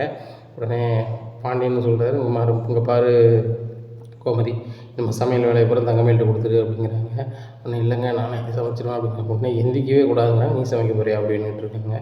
சரி மயிலே சமைக்கட்டும் அப்படிங்கிறாங்க. மயிலுக்கு பயங்கர ஹாப்பி. ரைட்டு, தொடர்ச்சியாக நம்மளே சமைக்க வச்சிடணும். அதுக்கப்புறமா அத்தைக்கு கால் சரியானாலும் கூட எதையாவது எண்ணெய் ஊற்றி விட்டு மறுபடியும் உழ வச்சோம்னா பெருசாக அடிபட்டுருச்சு அப்படின்னு சொன்னால் கண்டிப்பாக வந்து அவங்க வந்து வேலை செய்ய மாட்டாங்க, ஒன்றும் பிரச்சனை கிடையாது என்ன அப்படின்னு சொல்லிட்டு நினைக்கிறாங்க. இப்படியா இருக்குது. இந்த சூழ்நிலையில் வந்துட்டு இங்கே மீனாவுக்கு ரொம்பவே மனசில் குழப்பமா இருக்குது. எப்படி வந்து வாசலில் வந்து எண்ணெய் கொட்டும், அத்தை வந்து சமைச்ச இடம் உள்ள எப்படி வாசலில் கொட்டும் அப்படின்னு நினச்சிக்கிட்டே இருக்காங்க. இந்த சூழ்நிலையில் ஆஃபீஸருக்கு ஃபோன் அடிக்கிறாங்க. இந்த மாதிரி எங்கள் அத்தைக்கு வந்து உடம்புக்கு முடியலை, அதனால் வந்து எனக்கு வந்து ஒரு 2 வாரம் லீவ் வேணும் அப்படிங்கிறாங்க. சரி மீனா, நீ லீவே எடுத்ததில்லை, லீவ் லெட்டர் மட்டும் யார் மூலமாக கொடுத்து விட்ரு அப்படிங்கிறாங்க. என் வீட்டுக்காரை வச்சு கொடுத்து விட்ருதாங்க உங்களுக்கு அப்படிங்கிறாங்க. சரி சரிம்மா அப்படின்றாங்க ஆஃபீஸர். உடனே வீட்டில் சொல்கிறாங்க செஞ்சுக்கிட்ட, இந்த மாதிரி நான் 2 வாரம் லீவ் போட போகிறேன், அத்தை கூடயே இருக்க போகிறேன் அப்படிங்கிறாங்க. ஏன் மீனா அப்படிங்கிறாங்க. இல்லை, அத்தை என் கூட ரொம்ப ஃப்ரெண்ட்லியாக ரொம்ப சந்தோஷமாக இருப்பாங்க, அவங்க இந்த நிலமையில விட்டுட்டு நான் வேலைக்கு போகிறது எனக்கு சரியாக இருக்காது அப்படிங்கிறாங்க. ராஜி சொல்கிறாங்க, எனக்கு லீவ் போட முடிஞ்சால் நானும் லீவ் போட்டுருந்தேன் அப்படிங்கிறாங்க. நீ படிக்கிற ராஜி, நீ போய்ட்டு வானா, லீவு தானே போட்டிருக்கேன், எனக்கு ஒன்றும் பிரச்சனை இல்லை, சம்பளத்தோட லீவு ஒன்றும் பிரச்சனை கிடையாது, நீ போய்ட்டு வந்துடு அப்படிங்கிறாங்க. சரிக்கா அப்படி இப்படின்னு பேசிகிட்டு இருக்கும்போது, அக்கா எப்படிக்கா அந்த எண்ணெய் கொட்டியிருக்கும் அப்படி இப்படின்னு சொல்லிட்டு ராஜி ஆரம்பிக்கிறாங்க. உடனே இல்லை அந்த எண்ணெய் நம்ம பார்ப்போம் அப்படின்னு சொல்லிட்டு போகிறாங்க. இங்கே தங்கமயிலுக்கு பயங்கர சந்தோஷம். ரைட்டு, சமையல் கட்டு நம்மளுக்கு வந்துட்டு அப்படின்னு சொல்லி சமையல் கட்டு சுற்றி பார்க்குறாங்க. அங்கேருந்து ஒரு பயங்கரமாக ஒரு சவுண்டு விடுதாங்க. சவுண்டு விட்டோன்னே மீனா வந்து என்ன தமிழ் அப்படிங்கிற ஒன்றும் இல்லை அப்படிங்கிறாங்க. ஏன் ரொம்ப ரொம்ப சந்தோஷமாக இருக்கீங்க அப்படிங்கல, சமையல் கட்டுக்கு மறுபடியும் வந்துட்டோம்னா அந்த சந்தோஷம் தான் அப்படிங்கிறாங்க. அப்படியா அப்படின்னு சொல்லிட்டு வெளில வராங்க. ஒரு வேளை இவ தான் செஞ்சிருப்பாள் என்னையா அப்படின்னு சொல்லிட்டு யோசிக்காங்க. அப்படி யோசிக்கையில் செஞ்சுருக்க மாட்டாங்க, அந்த அளவுக்கு அப்போவாங்க அப்படின்னு சொல்லிட்டு மீனா வழக்கம் போல இருந்துடுறாங்க. அப்போ வந்து சொல்கிறாங்க, இந்த மாதிரி மீனா என் கூடயே இருக்குன்னு சொல்லி தான் லீவ் போட்டியா, ஏம்மா லீவ் போட்டா அப்படின்னு சொல்லிட்டு கோமதி கேட்குறாங்க. இல்லை தான், அவங்கள நல்லா பார்த்துக்கணும்ல தான், என்னெல்லாம் நீங்கள் நல்லா பிள்ளை மாதிரி பார்த்துக்கிட்டீங்க, எங்கள் அம்மாவுக்கு இந்த மாதிரி அடிபட்டு தான் நானும் கூடவே தானே தந்துருப்பேன், அந்த மாதிரி தான் எங்கள் அம்மாவை தான் நினைக்கிறேன் அப்படிங்கிறாங்க. உடனே கோமதி ரொம்ப அழுகிறாங்க. இந்த அத்தையை வந்து நம்ம நல்லாவே கவனித்து நம்ம நல்ல பேர் வாங்க நினச்சா அந்த மீனா லீவ் போட்டு உட்கார ஆரம்பிச்சால அப்படின்னு சொல்லிட்டு நினைக்காங்க. சரி ஓவராக சீன் போடாமல் அவளையும் அசிங்கப்படுத்தி விடுறதுக்கு என்ன பண்ணுவோம், இல்லையா இன்னொரு பாட்டி எதையாவது எண்ணெயை ஊற்றி விட்டு பேசாமல் நம்ம மீனாவையும் படுக்க போட்டுருவோம், ஒன்றும் பிரச்சனை இல்லை அப்படின்னு நினைக்காங்க. இப்படியா இருக்குது. இந்த சூழ்நிலையில் வந்துட்டு கேட்குறாங்க. இப்போ வந்துட்டு அத்தை எப்படி வாசலில் என்ன கொட்டுச்சு அப்படிங்கிறாங்க. தெரியலடி அப்படிங்கிறாங்க. தங்கமயில் வராங்க. அமைதியாக இருங்க அப்படிங்கிறாங்க. உடனே நைட் ஆயிடுது. எல்லாருக்குமே சமையல் எல்லாமே தங்கமயில் ரெடி பண்ணுறாங்க. ரெடி பண்ணிட்டு எல்லாருமே சாப்பிட்டு தூங்குறாங்க. இங்கே கதிருக்கு ரொம்பவே மனசு கஷ்டமாக இருக்குது. அம்மாவுக்கு கால் எப்படி இருக்குது அப்படின்னு சொல்லிட்டு, அம்மாவுக்கு எப்படி இருக்குது ஏது இருக்குன்னு சொல்லிட்டு ராஜிட்டு கேட்குறாங்க. இவ்வளவு கவலைப்படுறவங்க அம்மாட்ட பேச வேண்டியதுனா அப்படிங்கிறாங்க. இல்லை அம்மாவுக்கு நல்லா இருக்குல்ல அப்படின்னு சொல்லிட்டு பக்கத்துலேயே நின்று கேட்குறாரு. உடனே இந்த நேரத்தில் கூட என்கிட்ட பேச மாட்டேன் கதிர், அந்தளவுக்கு அம்மா பாவம் பண்ணுறானான்னு சொல்லிட்டு அழுகிறாங்க. உடனே மீனா சொல்கிறாங்க, கதிர் உன் மேலே ரொம்ப பாசம் வச்சுருக்காங்க கடைக்குட்டி பிள்ளைன்னு சொல்லிட்டு, நீ பேசு கதிர், உங்கள் அம்மா பண்ணது தப்பு தான், நாங்கள் பண்ணது தப்பு தான், ஆனால் வந்து நீங்கள் அம்மாட்ட பேசு அப்படின்ட்டு இருக்கும்போது தங்கமயில் வந்துடுறாங்க. என்னது மீனா தப்பு, உங்கள் அம்மா பண்ணது தப்பு, நீங்கள் பண்ண தப்புன்னு சொல்லிட்டு இருக்கீங்க, கதிர் தம்பிட்டு என்ன சொல்லிகிட்டு இருக்கீங்க அப்படிங்கிறாங்க. உடனே கதிர் சொல்கிறார், ஒன்றும் சொல்லலை அவங்க அப்படிங்கிறாங்க. இல்லை தம்பி, அவங்க தான் மீனா தான் ஏதோ சொன்னாங்க அப்படிங்கிறாங்க. உடனே அண்ணி யாரும் இதுக்கு பேசினா ஏதாவது நீங்கள் கேட்டுக்கிட்டு இருப்பீங்களா நீ, உங்கள் வேலை ஏதாவது பாருங்க நீ அப்படிங்கிறாங்க. சரி தம்பி, என் அத்தை உங்களுக்கு எதுவும் வேணுமா அப்படிங்கிறாங்க. எனக்கு எதுவும் வேண்டாமா அப்படிங்கிறாங்க. தங்கமயில் ரொம்ப விட்டு வெளில போயிடுறாங்க. இந்த சூழ்நிலையில் பாண்டியன் சொல்கிறாங்க, இந்த மாதிரி கோமதிங்க பாரு, உனக்கும் காலத்துக்கு ஏற்ற வயசாகிட்டு போகுது, கொஞ்சம் ரெஸ்ட் எடுக்க பாரு அப்படிங்கிறாங்க. உடனே சரிங்க அப்படிங்கிறாங்க. இப்படியா இருக்குது. இந்த சூழ்நிலையில் வந்துட்டு பீரோ சாவியெல்லாம் வந்து நம்ம தங்கமயில்கிட்ட கொடுத்துரு, ஏன்னா வரவு செலவுலாம் பார்க்கும்போது பணத்தை கொண்டு வைக்கணும், பீரோவில் வைக்கணும், போன வரணும், நல்லா அவட்ட கொடுத்துரு, நான் கடையில் இருப்பேன், செந்தியில் அனுப்ப வைப்பேன், பிறகு நான் வந்து நம்ம பழனி அனுப்ப வேண்டியிருக்கும் அப்படிங்கிறாங்க. அப்போ தான் கோமதி நினைக்கிறாங்க, எக்காரணம் கொண்டு இந்த பீரோ சாவியோட போகக்கூடாது, சமயக்கட்டை வந்து அந்த பிள்ளை வாங்கிட்டான், இன்னும் வந்து இதை அனுப்பக்கூடாது அப்படின்னு நினச்சிட்டு, எங்கெங்கே பாருங்கள் மீனாவும் லீவில் தான் இருக்கா, 2 வாரத்துக்கு நான் ரெஸ்ட் எடுக்கணும்னு சொல்லியிருக்காங்க, அந்த 2 வாரத்துக்கு மீனா லீவ் போட்டிருக்கா, அதனால் இவகிட்டே கொடுத்துருங்க, இவளே எடுத்து கொடுக்கட்டும் அப்படிங்கிறாங்க. ஒன்று தங்கமயில் இருந்தப்போ என்ன உனக்கு என்ன பிரச்சனை அப்படின்னு சொல்லிட்டு பாண்டியன் கேட்குறாரு. எனக்கு ஒன்றும் பிரச்சனை இல்லைங்க, செந்தில் வந்து அண்ணிகிட்ட வாங்க வெக்கப்படுவான், நம்ம பழனியை பற்றி பிரச்சனை இல்லை, ஆனால் மீனாட்ட இருந்துச்சு பீரோ சாவி இருந்துச்சுன்னா பணம் வேணும் அப்போ கேட்டாங்கன்னு சொன்னால் மீனா எடுத்து கொடுன்னு சொல்லிடுவான். அதுபோக சித்தப்பங்க முறையில் பழனி வாங்கி போயிடுவான் அப்படிங்கிறாங்க. அதுவும் சரியாக தான் இருக்குது அப்படின்னு சொல்லிகிட்டு இருக்கும்போது தங்கமயில் சொல்கிறாங்க, மாமா நான் தானே இந்த வீட்டு மொத்தம் வரும்போது என்கிட்டே கொடுங்க, சமையல் கிட்ட என்கிட்ட பொறுப்பாக கொடுத்த மாதிரி நான் தானே பொறுப்பாக பார்த்துக்கிறேன் மாமா அப்படிங்கிறாங்க. உடனே சரி தங்கமயிலே பார்த்துக்கிட்டுமே அப்படிங்கிறாங்க. ஏங்க நான் சொல்கிறது உங்களுக்கு புரியலையா, நான் என்ன சொல்லிக்கிட்டு இருக்கேன், செந்தில் எப்படி வாங்குவோம் அப்படிங்கிறாங்க. செந்தில் தம்பி என்கிட்ட கேட்டவங்க என்ன இருக்குது அப்படிங்கிறாங்க. அம்மா நீ மைனி, அவன் பொண்டாட்டி, அவங்கள்ட்டனா வந்து உரிமையை கேட்க முடியும், உன்ட்ட அந்தளவுக்கு கேட்க முடியாமல், அதனால் வந்து நீ வந்து சாவியை வந்து மீனா வாங்கிட்டு நீ சும்மா இரு அப்படிங்கிறாங்க. மீனா இந்த சாவி எப்படின்னு சொல்லிட்டு கோமதி கொடுக்குறாங்க. சரி இந்த பொறுப்பை நான் கரெக்டாக பார்க்குறேன் அப்படிங்கிறாங்க. முடிஞ்சால் சமையல்கிட்ட கூட நீனே பாரு மீனா அப்படிங்கிறாங்க. இல்லை நான் சமையல்கிட்ட பார்த்துக்கிறேன் அப்படிங்கிறாங்க. இங்கே கோமதி சொன்ன உடனே இங்கே சரியான கோவம் வருது இவங்களுக்கு. தங்கமேலுக்கு ரூமுக்கு போயிடுறாங்க. அம்மா இந்த மாதிரி சமையல்கிட்ட நான் வாங்கிட்டேன் வச்சுட்டேன் இப்படிலாம் நடந்துட்டு சூப்பர் அப்படிங்கிறாங்க. அது நடந்துட்டுமா நீ சொன்ன மாதிரி ஐடியாவில் எங்கள் அத்தையும் படுக்க போட்டேன், மீனாவையும் அடுத்தாப்புல எண்ணெயை ஊற்றி படுக்க போடணும் போல் அப்படிங்கிறாங்க. என்னடி சொல்கிற, முடிஞ்சால் பண்ணு அப்படிங்கிறாங்க. ஆமாம்மா அவளால் தான் எனக்கு ரொம்ப இடைஞ்சலாக இருக்குது, பீரோ சாவி அவள் கைப்பற்றிட்டா அப்படிங்க. எப்படி சொல்கிற அப்படிங்கிறாங்க. ஆமாம் அத்தை எப்படியாவது கவர் பண்ணணும், நல்ல பேர் வாங்கணும்னு சொல்லிட்டு அவள் லீவ் போட்டு சீன் போட்டுட்ருக்கா பாரு, இன்னொரு எண்ணெய் பாட்டில் வரட்டும் நான் கொட்டி இது பண்ணதும் பாரு அப்படிங்கிறாங்க. அதுக்காண்டி வெயிட் பண்ணிகிட்டு இருக்கேன், வெளியில் போனால் ஒரு கடையில் வரப்போகுது, இல்லை மாமனார்ட்ட சொன்னால் தான் இன்னொரு எண்ணெய் பாட்டில் கொண்டு வருவார் அப்படிங்கிறாங்க. இல்லைம்மா நான் சொன்னால் சரியாக இருக்காது அப்படி பண்ணிகிட்டு இருக்கும்போது இந்த சூழ்நிலையில் வந்து கிளம்பி போகிறாங்க பழனி. அப்போது சித்தப்பா நீங்கள் கடைக்கா போகிறீங்க அப்படிங்கிறாங்க மறுநாள் காலையில். ஆமாம் அப்படிங்கிறாங்க. வரும்போது தேங்காய் பாட்டில் கொண்டு வாங்க அப்படிங்கிறாங்க. என்னம்மா எல்லா ரூமுக்கும் அரை லிட்ரு கொடுத்தோம்லாமா அப்படிங்கிறாங்க. இல்லை சித்தப்பா அது முடிஞ்சிச்சு அப்படிங்கிறாங்க. அவ்வளோ தீமாம்மா 2 நாளில் தேய்ச்சிட்டு அப்படிங்கிறாங்க. உடனே ஆமாம் எனக்கு முடி நிறைய இருக்கல அப்படிங்கிறாங்க. அப்போ தான் மீனா கொடுத்து ஓஹோ அந்த தேங்காய் எண்ணெய் தான் போல் அப்படின்னு சொல்லிட்டு ரைட்டு அப்படின்னு சொல்லிட்டு நேராத்த உங்கள் கால் எப்படி என்ன இருந்துச்சுங்க விட கிடச்சிட்டு அப்படிங்கிறாங்க. என்னம்மா அப்படிங்கிறாங்க. தங்கமயில் ரூமில் தான் எண்ணெய் முடிஞ்சிருக்கான் அப்படிங்கிறாங்க. என்னடி சொல்கிற அப்படிங்கிறாங்க. ஆமாம் தலைக்கு தேய்க்கிறதுக்கு மாமா வந்து எல்லாருக்கும் அரை லிட்டர் எண்ணெய் கொடுத்தாரலாம் அப்படிங்கிறாங்க. ஆமாம் அந்த எண்ணெய் வந்து முடிஞ்சிட்டான் அப்படிங்கிறாங்க. ஓ இவ தான் பண்ணியிருக்காளடி, ஏன்டி இப்படி பண்ணா, என்ன இப்படி பண்ணனால அவளுக்கு என்னடி லாபம் அப்படிங்கிறாங்க. அத்தை என்ன லாபமா, சமையல்கிட்ட அவங்களுக்கு கொடுக்க மாட்டேங்க, எந்த வேலையும் செய்யக்கூடாது வைக்கடான்னு சொன்னோன்னா சமையல்கிட்ட கைப்பற்றுறதுக்கும் பீரோ சாவியை கைப்பற்றுறதுக்கும் பண்ணிட்டீங்க என்ன இப்போ பண்ணிட்டாங்க. இப்போ பீரோ சாவி என்கிட்ட வந்துட்டு இப்போ என்ன ஏதாவது பண்ணதுக்கு நினைப்பாங்க, அதுக்கு முன்னாடி நம்ம சுதாரிச்சுக்கணும் அப்படிங்கிறாங்க. அப்போ நீ என்ன செய்ய போகிற அப்படிங்கிறாங்க. நம்ம அவங்க பாணியிலே தான் போகணும் அப்படிங்கிறாங்க. என்னடி செய்ய போகிற அப்படிங்கிறாங்க. ஆமாம் வேறு வழி கிடையாது, அவங்க பாணியிலே தான் செய்யணும் அப்படிங்கிறாங்க. உடனே என்னடி பண்ண போகிற அப்படிங்கிறாங்க. பண்ணணுன்னு பாருங்கள் அப்படிங்கிறாங்க. வேறு ஏதோட சண்டைக்கு போகாதடி அப்படிங்கிறாங்க. சண்டைக்கெலாம் போகலத, நான் வந்து டைரெக்டாக எதுவுமே பண்ண மாட்டேன் அப்படிங்கிறாங்க. ஏன்டி இப்படி பண்ணிகிட்டு இருக்கே 2 பேரும் அப்படிங்கிறாங்க. நான் ஒன்றும் பண்ணலத, உங்களை வந்து இந்த நிலைமைக்கான ஆளாக்குறவங்கள நீங்கள் சும்மா விடணுமா அப்படிங்கிறாங்க. நான் சின்ன வயசில் ஏன்டா யார் பொண்ணு எது பண்ணாலும் பதில் பண்ணி விட்ருவாங்க, மருமகளாக போயிட்டாடா அப்படிங்கிறாங்க. அத்தை நீங்கள் தொக்கு கொடுத்தீங்க அப்படின்னா அடுத்தாப்புல உங்களுக்கு ஏதாவது வசமாக பண்ணுவாங்க, இன்றைக்கி லேசாக போச்சு, நாளைக்கு பெருசாக வந்தால் என்னத்தான் செய்வீங்க அப்படிங்கிறாங்க. உடனே ஆமாம் என்ன அப்படிங்கிறாங்க. ஆமாம் மட்டும்தான் அப்படிங்கிறாங்க. ராஜியும் சேர்த்துக்கிறாங்க. ஆமாம் நீங்கள் புரிஞ்சுக்கோங்க, தங்கமேலக்கா அப்படி நினச்சி கூட பார்க்கல அப்படிங்கிறாங்க. அவள்லாம் நம்ம அக்கான்னு கூப்பிட்டோன்னா இன்னி அக்கான்னு கூப்பிட்றாத அப்படிங்கிறாங்க. மீனா நான் கூட மாட்டேன், அப்போ எப்படி தான் கூப்பிடணும் அப்படிங்கிறாங்க. மிஸ்டர் மயில்னு கூப்பிட்டு, இல்லை மிஸ்ஸஸ் மயில்னு கூப்பிடு அப்படிங்கிறாங்க. சரிக்கா அப்படிங்கிறாங்க. இந்த சூழ்நிலையில் அக்கா நான் ரூமில் அவங்க வராங்களா வரலையான்னு பார்க்குறேன் அப்படிங்கிறாங்க. ராஜி பார்க்குறாங்க, அக்கா ரூமுக்குள்ளே தான் இருக்காங்க அப்படிங்கிறாங்க. அப்படியே மீனா கொடுத்த தேங்காய் எண்ணெயை வந்து அப்படியே கொட்டி விட்டுருந்தாங்க. மயிலை வந்து கூப்பிடுவோம் அப்படின்னு சொல்லிட்டு மயிலக்கா அப்படிங்கிறாங்க.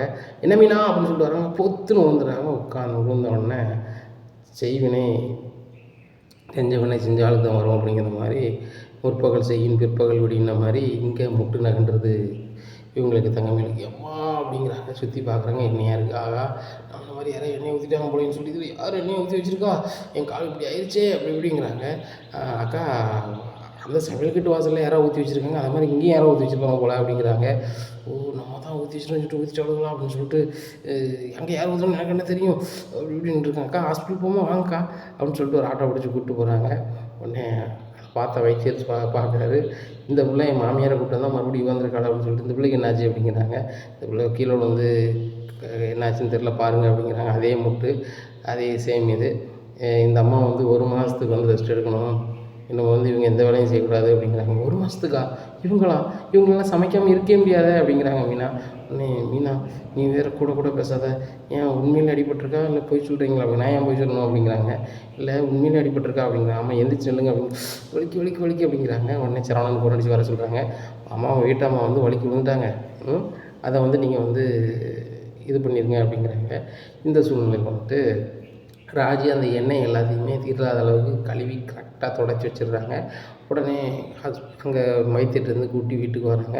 உடனே எப்படி வலிக்கு விழுந்த மயில் அப்படிங்கிறாங்க. இங்கே தாங்க வலிக்கு விழுந்த எண்ணெயாக இருந்துச்சு அப்படிங்கிறாங்க. இங்கே எண்ணெயாக இருக்குது, ஒன்றும் எண்ணெய் இல்லையே அப்படிங்கிறாங்க. இல்லைங்க நான் விடும்போது எண்ணெயாக இருந்துச்சு அப்படிங்கிறாங்க. உடனே ராஜி சொல்கிறாங்க, எங்கேக்கா எண்ணெய் இருந்துச்சு, அப்படி ஒரு எண்ணெய் எதுவும் இங்கே இல்லையாக்கா, பார்த்தா அப்படியே தெரியலையாக்கா அப்படிங்கிறாங்க. இல்லையே எண்ணெய் இருந்துச்சு அப்படிங்கிறாங்க. அப்போ தான் பார்க்குறாங்க ராஜியும் மீனாவும் இவங்க ஒரு வேளை கொட்டிட்டு தொலைச்சாளுகளோ அப்படின்னு சொல்லிட்டு முழிக்காங்க. இனி என்ன நடக்கும் இந்த தங்கமயில் வீட்டில் அப்படிங்கிறத பொறுத்திருந்து பார்க்கலாம். நம்ம சேனலை நீங்கள் மறக்காமல் லைக் அண்ட் சப்ஸ்கிரைப் பண்ணுங்கள். நன்றி, வணக்கம்.